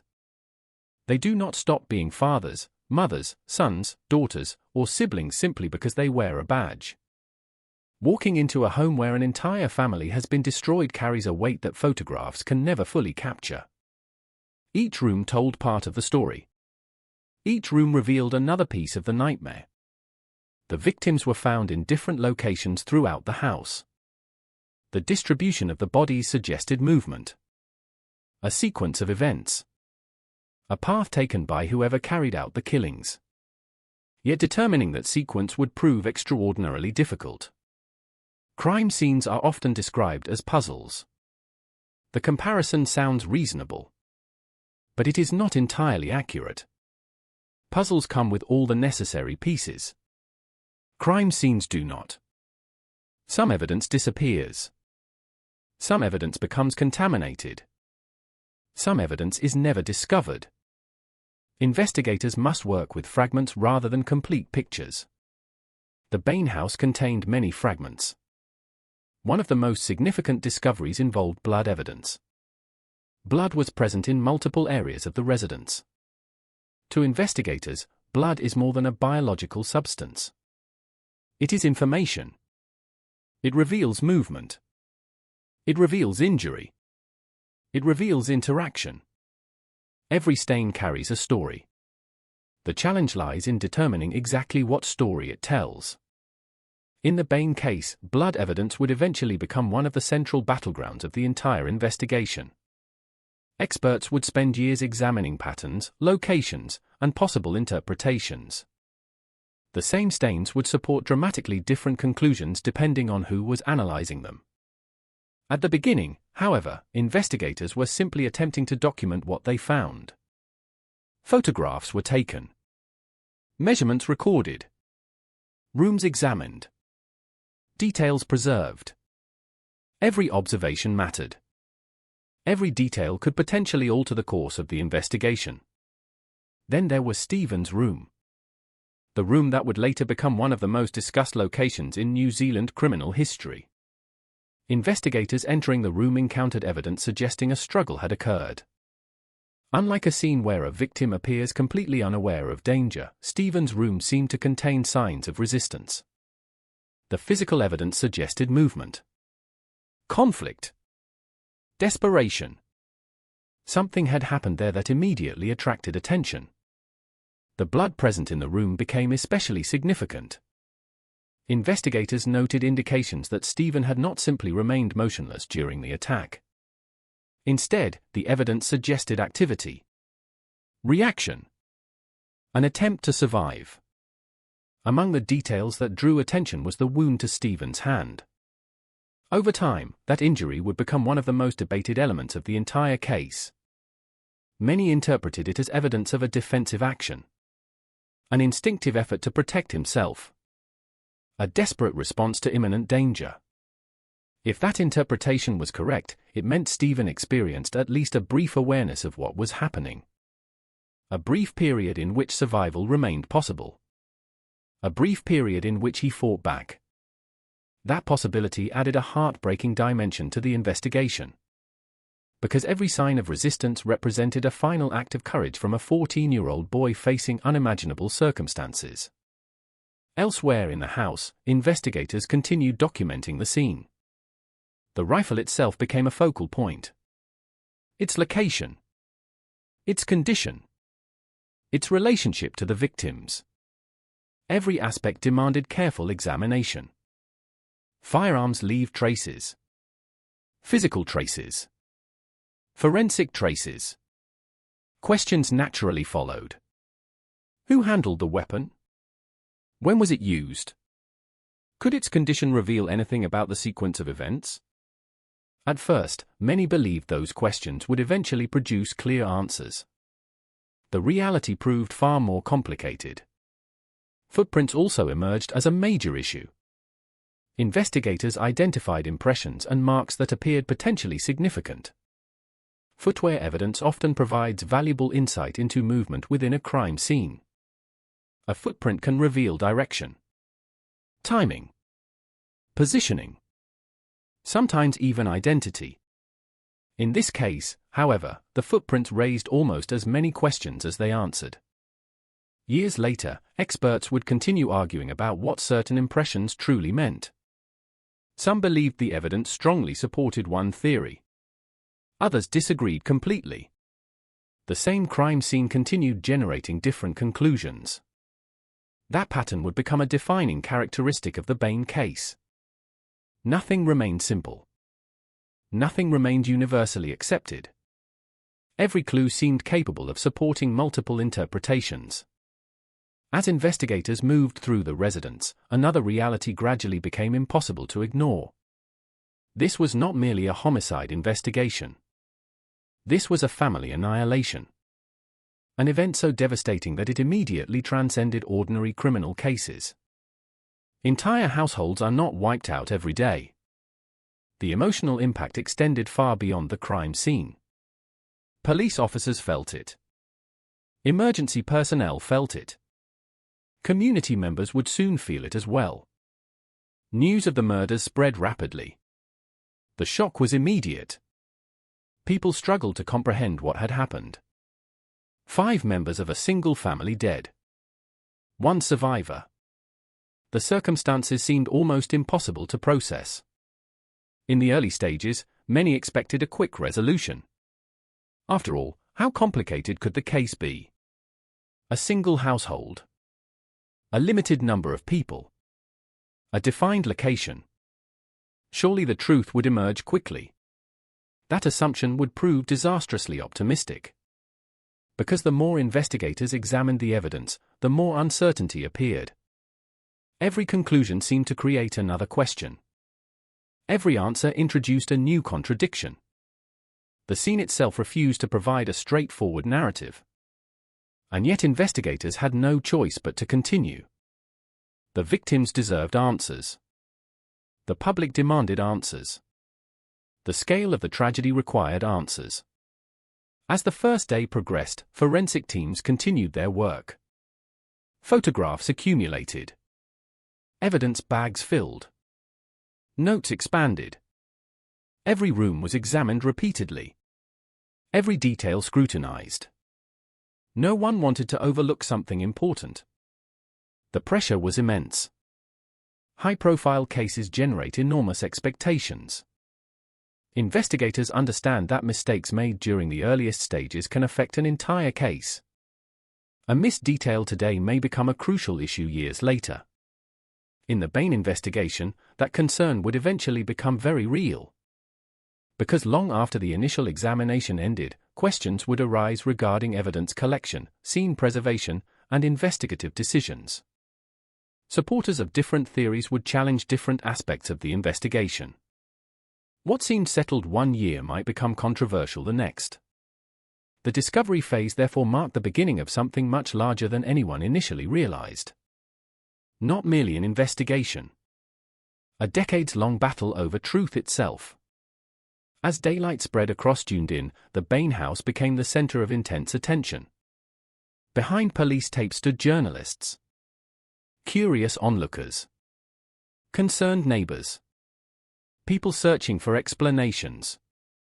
People trying to understand how such a tragedy could occur. But the house remained silent. The victims remained silent. Only the evidence spoke. And even then, it spoke in fragments. Bloodstains. Footprints. Bullet trajectories. Forensic reports. Pieces of information waiting to be assembled into a coherent story. The problem was that different people would assemble those pieces differently. One interpretation would eventually send a man to prison. Another interpretation would later help secure his acquittal. The seeds of that future conflict were already present inside the crime scene. Invisible at first. But growing. Waiting. The discovery of the murders marked the end of one nightmare. For the Bain family, everything was over. For investigators, lawyers, journalists, and eventually an entire nation, the nightmare was only beginning. Because now came the most difficult question of all. Who had done this?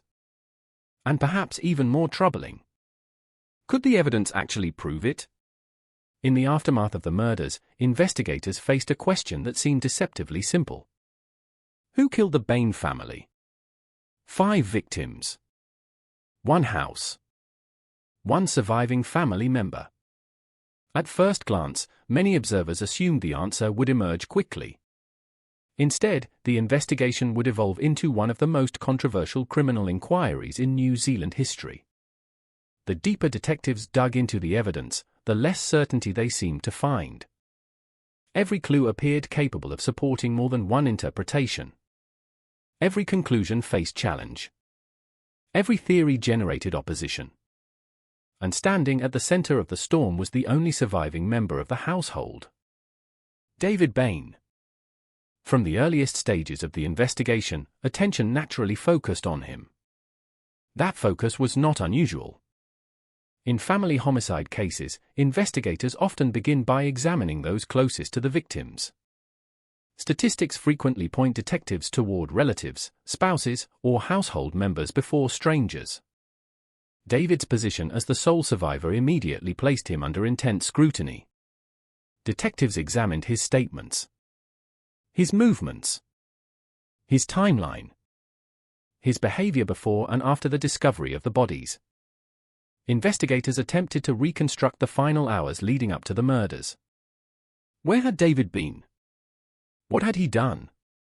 What opportunities existed? What evidence supported or contradicted his account? Questions multiplied rapidly.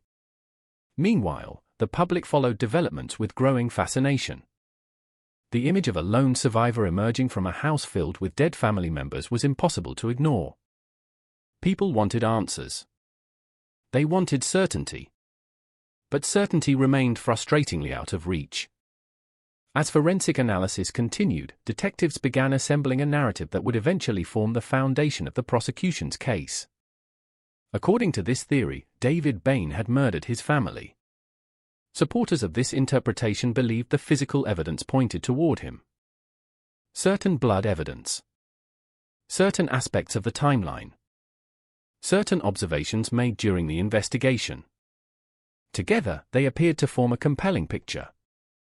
Yet even as that theory gained momentum, doubts emerged. Not everyone agreed with the conclusions being drawn. Some investigators, legal observers, and later defense advocates questioned whether the evidence truly supported such certainty. The Bain house had produced clues. But clues are not the same as proof. A bloodstain can indicate movement. It cannot explain intention. A timeline can suggest possibility. It cannot automatically establish guilt. As the investigation expanded, detectives examined every corner of the family's history. Relationships came under scrutiny. Financial circumstances were explored. Personal conflicts were analyzed. Private family matters suddenly became subjects of public discussion. Friends were interviewed. Acquaintances questioned. Memories revisited. People searched for warning signs that might explain the unimaginable. This process is common after major crimes. Human beings instinctively seek patterns. We want tragedy to make sense. We want causes that lead neatly to effects. But real life rarely cooperates. Families are complicated. Relationships are layered. People can appear perfectly normal while carrying private struggles invisible to outsiders. The Bain family was no exception. As investigators dug deeper, they encountered a household marked by difficulties and tensions. The challenge lay in determining which difficulties mattered. Many families experience conflict. Many families experience financial stress. Many families experience disappointment. Most do not end in murder. Separating meaningful evidence from ordinary human problems became one of the central challenges of the investigation. Then another theory emerged. A theory that would eventually divide the country. According to this alternative explanation, the killer was not David Bain. The killer was Robin Bain. Under this interpretation, Robin had allegedly murdered members of his family before taking his own life. The theory fundamentally altered the way every piece of evidence was viewed. The same crime scene suddenly told a different story. The same bloodstains carried different implications. The same timeline produced different conclusions. What one side viewed as incriminating evidence against David, the other side interpreted as support for Robin's responsibility. The investigation had become more than a search for facts. It had become a battle of interpretations. This is where the Bain case began separating itself from ordinary homicide investigations. Most murder cases eventually narrow toward a single explanation. The evidence gradually eliminates alternatives. The picture becomes clearer. In the Bain case, the opposite seemed to occur. The more evidence people examined, the more disagreement emerged. Forensic experts began offering competing analyses. One expert would study a blood pattern and reach a conclusion. Another expert would review the same evidence and reach a different one. Jurors, lawyers, journalists, members of the public. Everyone seemed to see something slightly different. Stephen Bain's room became one of the most important focal points of these debates. The signs of struggle found there carried enormous significance. If investigators could understand exactly what happened during Stephen's final moments, they might better understand the entire sequence of events. Yet even here, certainty proved elusive. Experts debated the meaning of blood evidence. They debated movement within the room. They debated the implications of Stephen's injuries. What exactly had happened? How long had the struggle lasted? What did the evidence truly reveal? The answers remained disputed. And so the investigation continued. Months passed. Evidence accumulated. Theories hardened. Supporters of competing explanations became increasingly convinced of their positions. Meanwhile, the victims remained at the center of a growing controversy. Robin, Margaret, Arawa, Laniet, Stephen. Their deaths had become the subject of national debate. What should have been a straightforward search for truth was becoming something far more complicated. Public attention intensified. News coverage expanded. Every development generated headlines. Every revelation sparked discussion. The country watched as investigators attempted to solve a mystery that seemed unwilling to be solved. The pressure on law enforcement was immense. This was not simply another criminal case. It had become a defining national story. Every decision faced scrutiny. Every mistake attracted criticism. Every conclusion was challenged. As the investigation progressed, detectives worked to construct a coherent narrative from thousands of individual details. Some details appeared significant. Others seemed trivial. The difficulty was determining which was which. A footprint. A bloodstain. A statement. A timeline discrepancy. Any one of these could potentially alter the direction of the case. Or mean nothing at all. The uncertainty created fertile ground for disagreement. Over time, supporters of different theories became increasingly entrenched. People stopped debating only the evidence. They began debating the investigators, the experts, the legal system itself.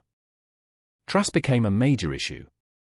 If evidence could support multiple interpretations, whom should the public believe? The answer depended largely on which interpretation seemed more convincing to the individual observer. This dynamic transformed the case into something larger than a criminal investigation. It became a national argument about truth, evidence, and justice. The further the investigation moved forward, the clearer one fact became. Regardless of who was ultimately responsible, the Bain murders would not be remembered as an ordinary case. Too many questions remained unanswered. Too many uncertainties persisted. Too many competing narratives existed.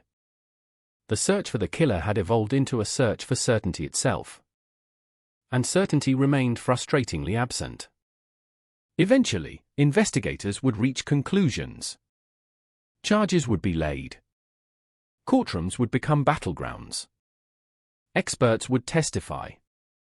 Jurors would deliberate. But before any of that could happen, the investigation had to confront one final challenge. Among thousands of details scattered across the crime scene and the family's history, was there one piece of evidence capable of changing everything? One discovery capable of cutting through the confusion? One breakthrough capable of finally revealing what had happened inside the Bain home on that cold winter morning? For years, people would argue over the answer. And the next stage of the case would ensure that those arguments became even more intense. Every major criminal investigation eventually reaches a crossroads. A moment when detectives believe they have finally found the thread capable of pulling the entire mystery together. Sometimes that thread leads directly to the truth. Sometimes it leads somewhere else entirely. In the Bain family murders, what many considered a breakthrough would ultimately become one of the most fiercely contested developments in New Zealand legal history. Because unlike cases where a fingerprint, confession, or eyewitness suddenly changes everything, the Bain investigation moved forward through interpretation. Investigators did not discover a hidden recording revealing the killer. They did not uncover a stranger lurking in the shadows. Instead, they continued returning to the same collection of evidence. The same house. The same bloodstains. The same timeline. The same tragic morning. Again and again. Searching for certainty. Searching for meaning. Searching for a way to transform possibility into proof. As the investigation matured, authorities increasingly focused on constructing a complete narrative of the crime. Not merely identifying who could have committed the murders, but explaining how, why, and in what sequence. The importance of sequence cannot be overstated. Understanding who died first. Who encountered the killer? Who resisted? Who had opportunities to move through the house? These questions became central to every theory. The crime scene itself seemed to suggest movement. A progression of violence. An unfolding series of events rather than a single explosive moment. Investigators believed that if they could properly reconstruct that sequence, they might identify the person responsible. The challenge was that the evidence did not arrange itself neatly. Each piece required interpretation. And interpretation introduces disagreement. Blood evidence became one of the most significant areas of focus. Specialists examined stains, transfers, patterns, and locations with extraordinary detail. To the average observer, many of these markings appeared meaningless. To forensic analysts, they represented a language. A silent record of movement and contact. Yet even experts fluent in that language often disagreed. One analyst would see support for a particular scenario. Another would see something entirely different. The Bain case became a reminder that forensic science is not always a collection of absolute answers. Sometimes it is a collection of probabilities, possibilities, professional judgments. As investigators continued examining the evidence, they became increasingly convinced they had identified the correct explanation. The surviving son, David Bain, moved ever closer to the center of the investigation. Authorities scrutinized his statements with growing intensity. They analyzed his timeline repeatedly. Every minute mattered. Every action mattered. Every inconsistency mattered. In major criminal investigations, detectives often become obsessed with chronology. Because time itself can expose weaknesses in a story. A timeline cannot be intimidated. It cannot be persuaded. It either fits the evidence or it does not. The Bain timeline became one of the most discussed aspects of the case. Prosecutors believed it revealed opportunities. Defense supporters believed it revealed problems. The same timeline generated opposite conclusions depending on who examined it. And yet investigators felt they were making progress. They believed patterns were emerging. Connections were becoming clearer. The pieces appeared to be aligning. Then attention returned once again to Stephen Bain. The youngest victim. The boy whose final struggle had already become one of the most significant elements of the case. His room continued attracting extraordinary scrutiny. Investigators understood that Stephen's final moments might hold crucial answers. Unlike some of the other victims, evidence suggested resistance. A confrontation. An attempt to survive. That resistance created forensic complexity. Movement generates evidence. Struggle generates evidence. The room seemed to contain traces of a desperate battle that lasted only moments but carried enormous significance. Experts examined blood patterns, body positioning, injuries, physical interactions. The goal was simple: understand Stephen's final moments. The reality was anything but simple. Every conclusion remained vulnerable to challenge. Supporters of competing theories interpreted the same evidence differently. What one side viewed as confirmation, the other viewed as contradiction. The room became a symbol of the entire case. Evidence everywhere, certainty nowhere. As months passed, investigators increasingly relied upon cumulative reasoning. No single piece of evidence solved the mystery. Instead, they argued that numerous pieces collectively pointed toward the same conclusion. Like individual threads woven together into a rope. One thread alone might not be strong enough. Many threads together create something far more substantial. That reasoning helped shape the direction of the case.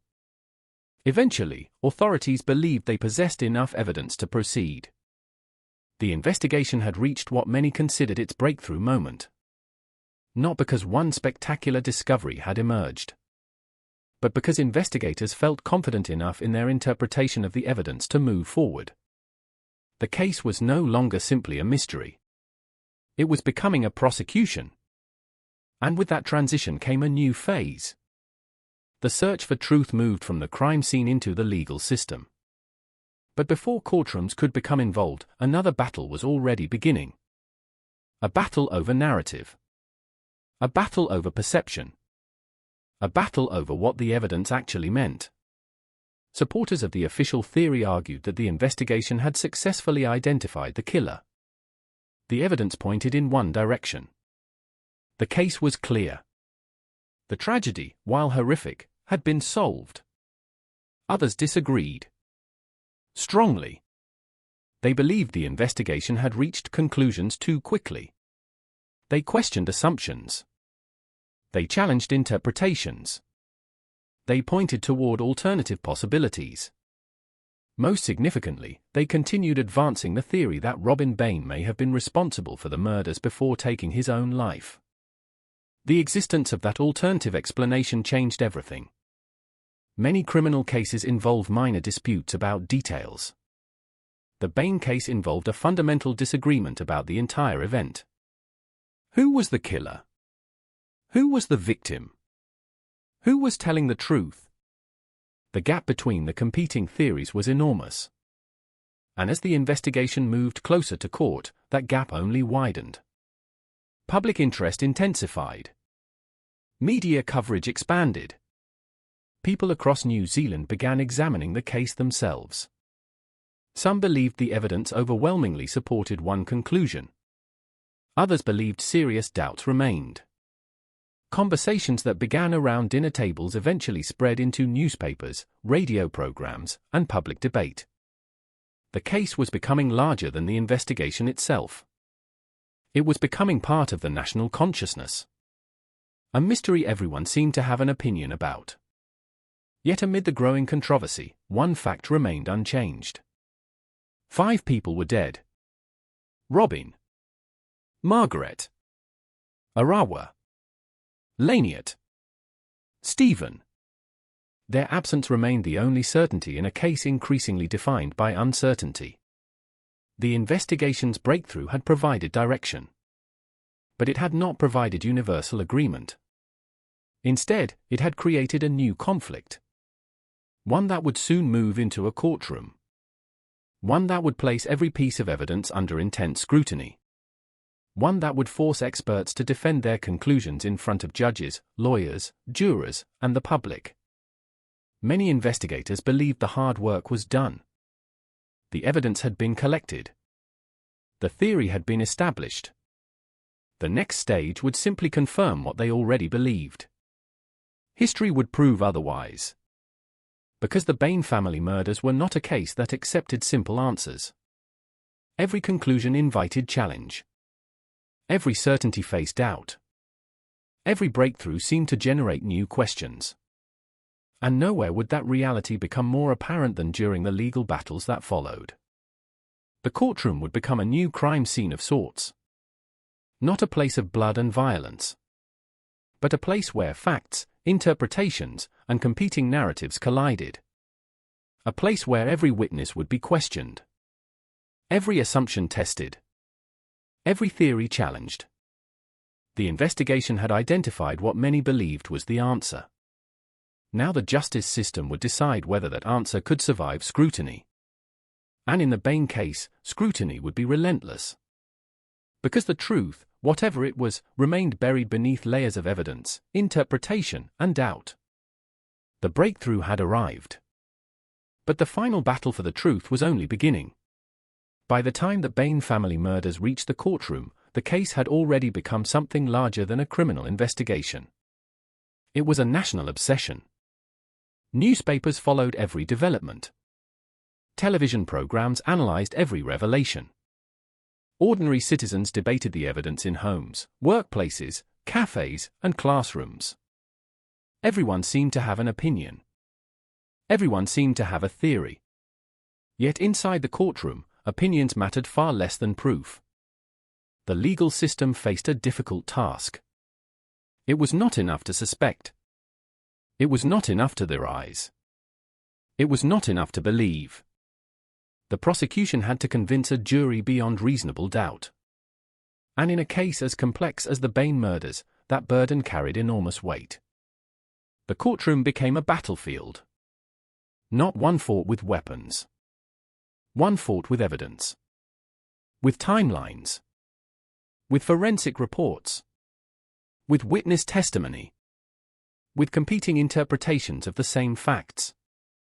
At one table sat the prosecution. At the other sat the defense. Between them stood a question that would define the future of everyone involved. Who killed the Bain family? The prosecution presented a narrative they believed explained the tragedy. According to their theory, David Bain had murdered his parents and siblings inside the family home. The evidence, they argued, pointed directly toward him. The timeline supported their case. The physical evidence supported their case. The circumstances surrounding the murders supported their case. Piece by piece, prosecutors attempted to construct a story that transformed suspicion into certainty. Jurors listened carefully. Every detail mattered. Every statement carried significance. Because at the end of the trial, 12 ordinary people would be asked to decide one of the most important questions imaginable. Was the accused guilty of murdering his entire family? The emotional weight of that responsibility is difficult to overstate. Jurors are not detectives. They are not forensic scientists. They are citizens asked to evaluate complex evidence and reach a decision that may alter lives forever. In the Bain case, that responsibility was especially heavy. 5 victims. 1 defendant. An entire nation watching. As prosecutors presented their evidence, the defense prepared its response. The defense did not merely challenge individual pieces of evidence. They challenged the overall narrative itself. Their argument centered on doubt. Reasonable doubt. The principle that lies at the heart of many criminal justice systems. The defense argued that the prosecution's interpretation was not the only possible interpretation. Alternative explanations existed. Questions remained unanswered. Assumptions had been made. Conclusions had been drawn that were not necessarily justified. The defense's task was not necessarily to prove exactly what happened. Their task was to demonstrate uncertainty. To show that certainty had not been achieved. To convince jurors that doubt remained. The trial became a contest between competing versions of reality. The same crime scene appeared repeatedly. The same blood evidence appeared repeatedly. The same timelines appeared repeatedly. Yet depending on who was speaking, those elements seemed to tell entirely different stories. Witnesses entered the courtroom. Experts testified. Investigators explained their conclusions. Lawyers challenged those conclusions. Hours became days. Days became weeks. The details accumulated. For jurors, the experience must have been overwhelming. The sheer volume of information was immense. Every forensic detail demanded attention. Every witness statement required evaluation. Every argument required consideration. Some moments were dramatic. Others were highly technical. But together they formed the foundation upon which justice would be built. Or perhaps misbuilt. That possibility lingered throughout the proceedings. Because no matter how carefully evidence is presented, human judgment remains imperfect. Mistakes happen. Misinterpretations occur. The legal system strives for certainty while operating in a world where certainty is often impossible. Eventually, the trial reached its conclusion. The lawyers finished speaking. The evidence had been presented. The witnesses had testified. Now the decision belonged to the jury. The waiting began. Few moments in a courtroom carry more tension than jury deliberations. Lawyers can no longer argue. Witnesses can no longer testify. Judges can no longer influence outcomes. Everything rests in the hands of strangers tasked with reaching a unanimous decision. The future hangs suspended. Then the verdict arrived. David Bain was found guilty. Convicted of murdering 5 members of his family. Robin Bain. Margaret Bain. Arawa Bain. Laniet Bain. Stephen Bain. The verdict brought a sense of resolution for some. Investigators who had spent years working the case believed justice had been achieved. Many members of the public accepted the outcome. The legal system had spoken. A jury had reached its decision. The case appeared finished. David Bain was sentenced to life imprisonment. For many criminal cases, that would have been the end of the story. The investigation concludes. The trial concludes. The verdict stands. History moves on. But the Bain case was never ordinary. Even after the conviction, controversy continued. Supporters of David Bain refused to accept the outcome. Journalists continued examining the evidence. Legal experts raised questions. Authors explored alternative interpretations. Doubts persisted. Years passed. Yet the debate refused to die. The central question remained alive. Had the right person been convicted? Or had a catastrophic mistake occurred? As time went on, pressure mounted for further review. The case underwent additional scrutiny. Evidence was re-examined. Arguments resurfaced. Questions once considered settled became subjects of renewed debate. The controversy eventually reached one of the highest legal authorities available at the time. In 2007, a major development changed everything. The conviction was overturned. The decision did not declare David Bain innocent. But it acknowledged the possibility that a substantial miscarriage of justice may have occurred. The implications were enormous. A case many believed had been solved was suddenly reopened. The legal certainty that had existed for years began to unravel. The public reacted immediately. For some, the development represented a correction. For others, it represented a dangerous mistake. The nation once again divided into opposing camps. And so another trial approached. Another opportunity to examine the evidence. Another opportunity to argue competing theories. Another opportunity to answer the same haunting question. Who killed the Bain family? The retrial became one of the most closely watched legal proceedings in New Zealand history. The stakes could hardly have been higher. Years of controversy. Years of debate. Years of uncertainty. All converging inside a courtroom once again. This time, the defense mounted an aggressive challenge to the original conclusions. Alternative theories received extensive attention. Evidence previously viewed through one lens was examined through another. Experts disagreed. Lawyers argued. Jurors listened. The atmosphere was charged. Not only because of the murders themselves, but because the case had become symbolic. A test of the justice system's ability to correct potential errors. a test of whether truth could still emerge after years of controversy. The retrial reminded everyone of a difficult reality. Justice is not a destination. It is a process. A process vulnerable to disagreement, revision, and uncertainty. Eventually, once again, the jury retired to deliberate. And once again, the nation waited.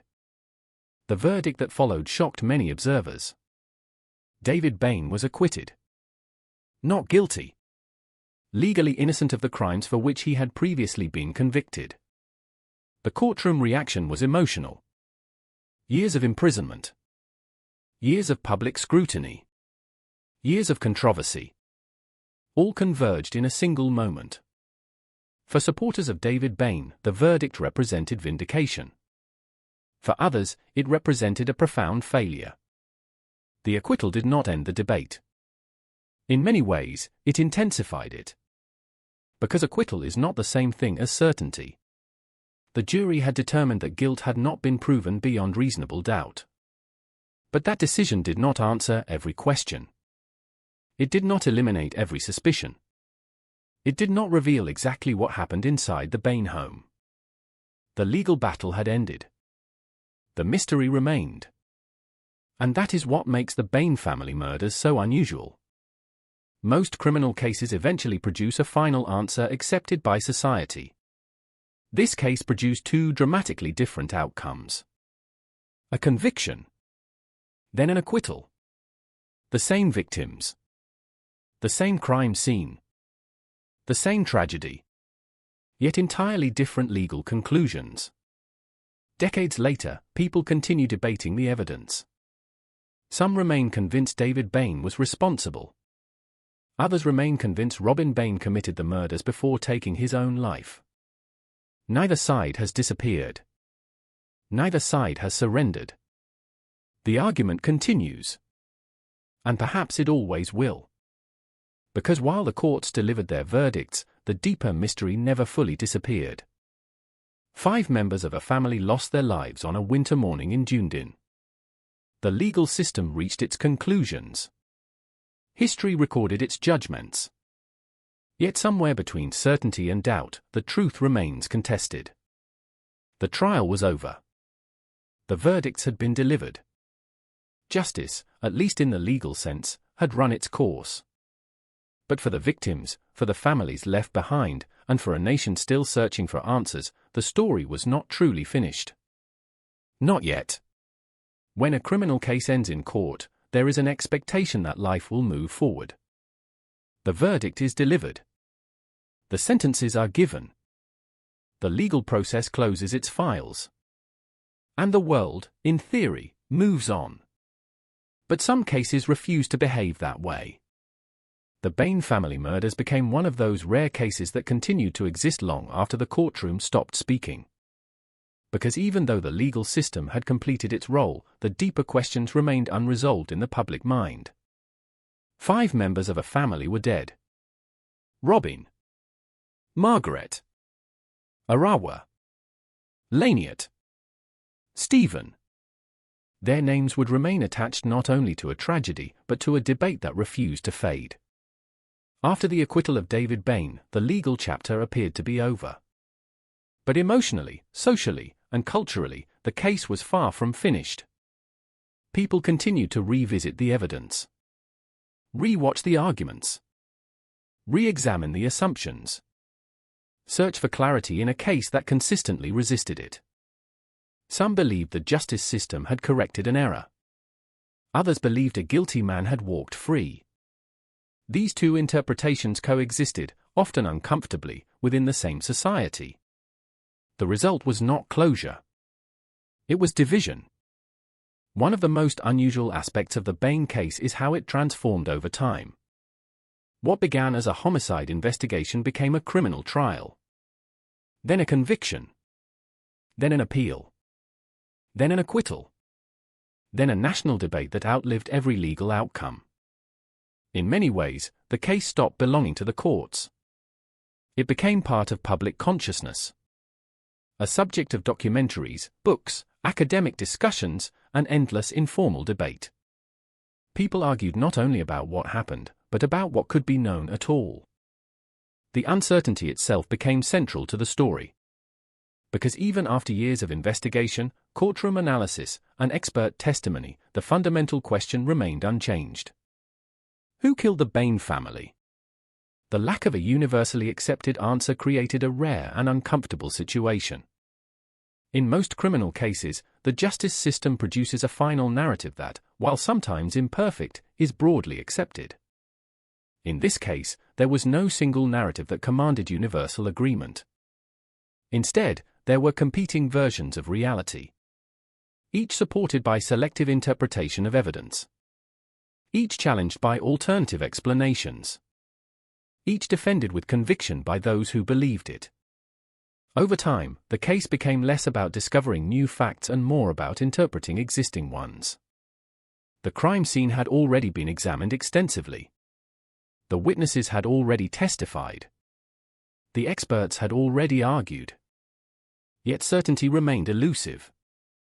That persistence of doubt is what gives the Bain case its enduring power. It is not simply a story about violence. It is a story about interpretation. About how the same evidence can lead to different conclusions. About how justice depends not only on facts, but on how those facts are understood. For the Bain family themselves, there is no debate. There is only loss. 5 lives ended on a cold winter morning in Dunedin. A father. A mother. 3 children. Each with their own identity. Each with their own future. Each reduced in the public mind to a name in a case file. Stephen Bain, the youngest, remains one of the most emotionally resonant figures in the story. A 14-year-old boy whose final moments were reconstructed, analyzed, and debated for decades. But beyond the evidence, beyond the theories, beyond the courtroom arguments, there remains a simple human reality. A child died in his home. A family was destroyed. A household was erased. No legal outcome can change those facts. No verdict can restore what was lost. No investigation can reverse the passage of time. In the years following the acquittal, discussions about the case continued to evolve. Some analysts revisited forensic interpretations. Others focused on legal processes and potential errors in the original investigation. Writers and researchers attempted to reframe the narrative through new perspectives. But none of these efforts produced final agreement. Instead, they reinforced the central truth of the Bain case. It resists closure. Even decades later, it remains unsettled in the public imagination. Part of the reason lies in the nature of the evidence itself. The crime scene was complex. The interpretations were multiple. The conclusions were never unanimous. When evidence allows for more than one plausible explanation, certainty becomes fragile. And fragile certainty rarely survives time. Another reason is emotional.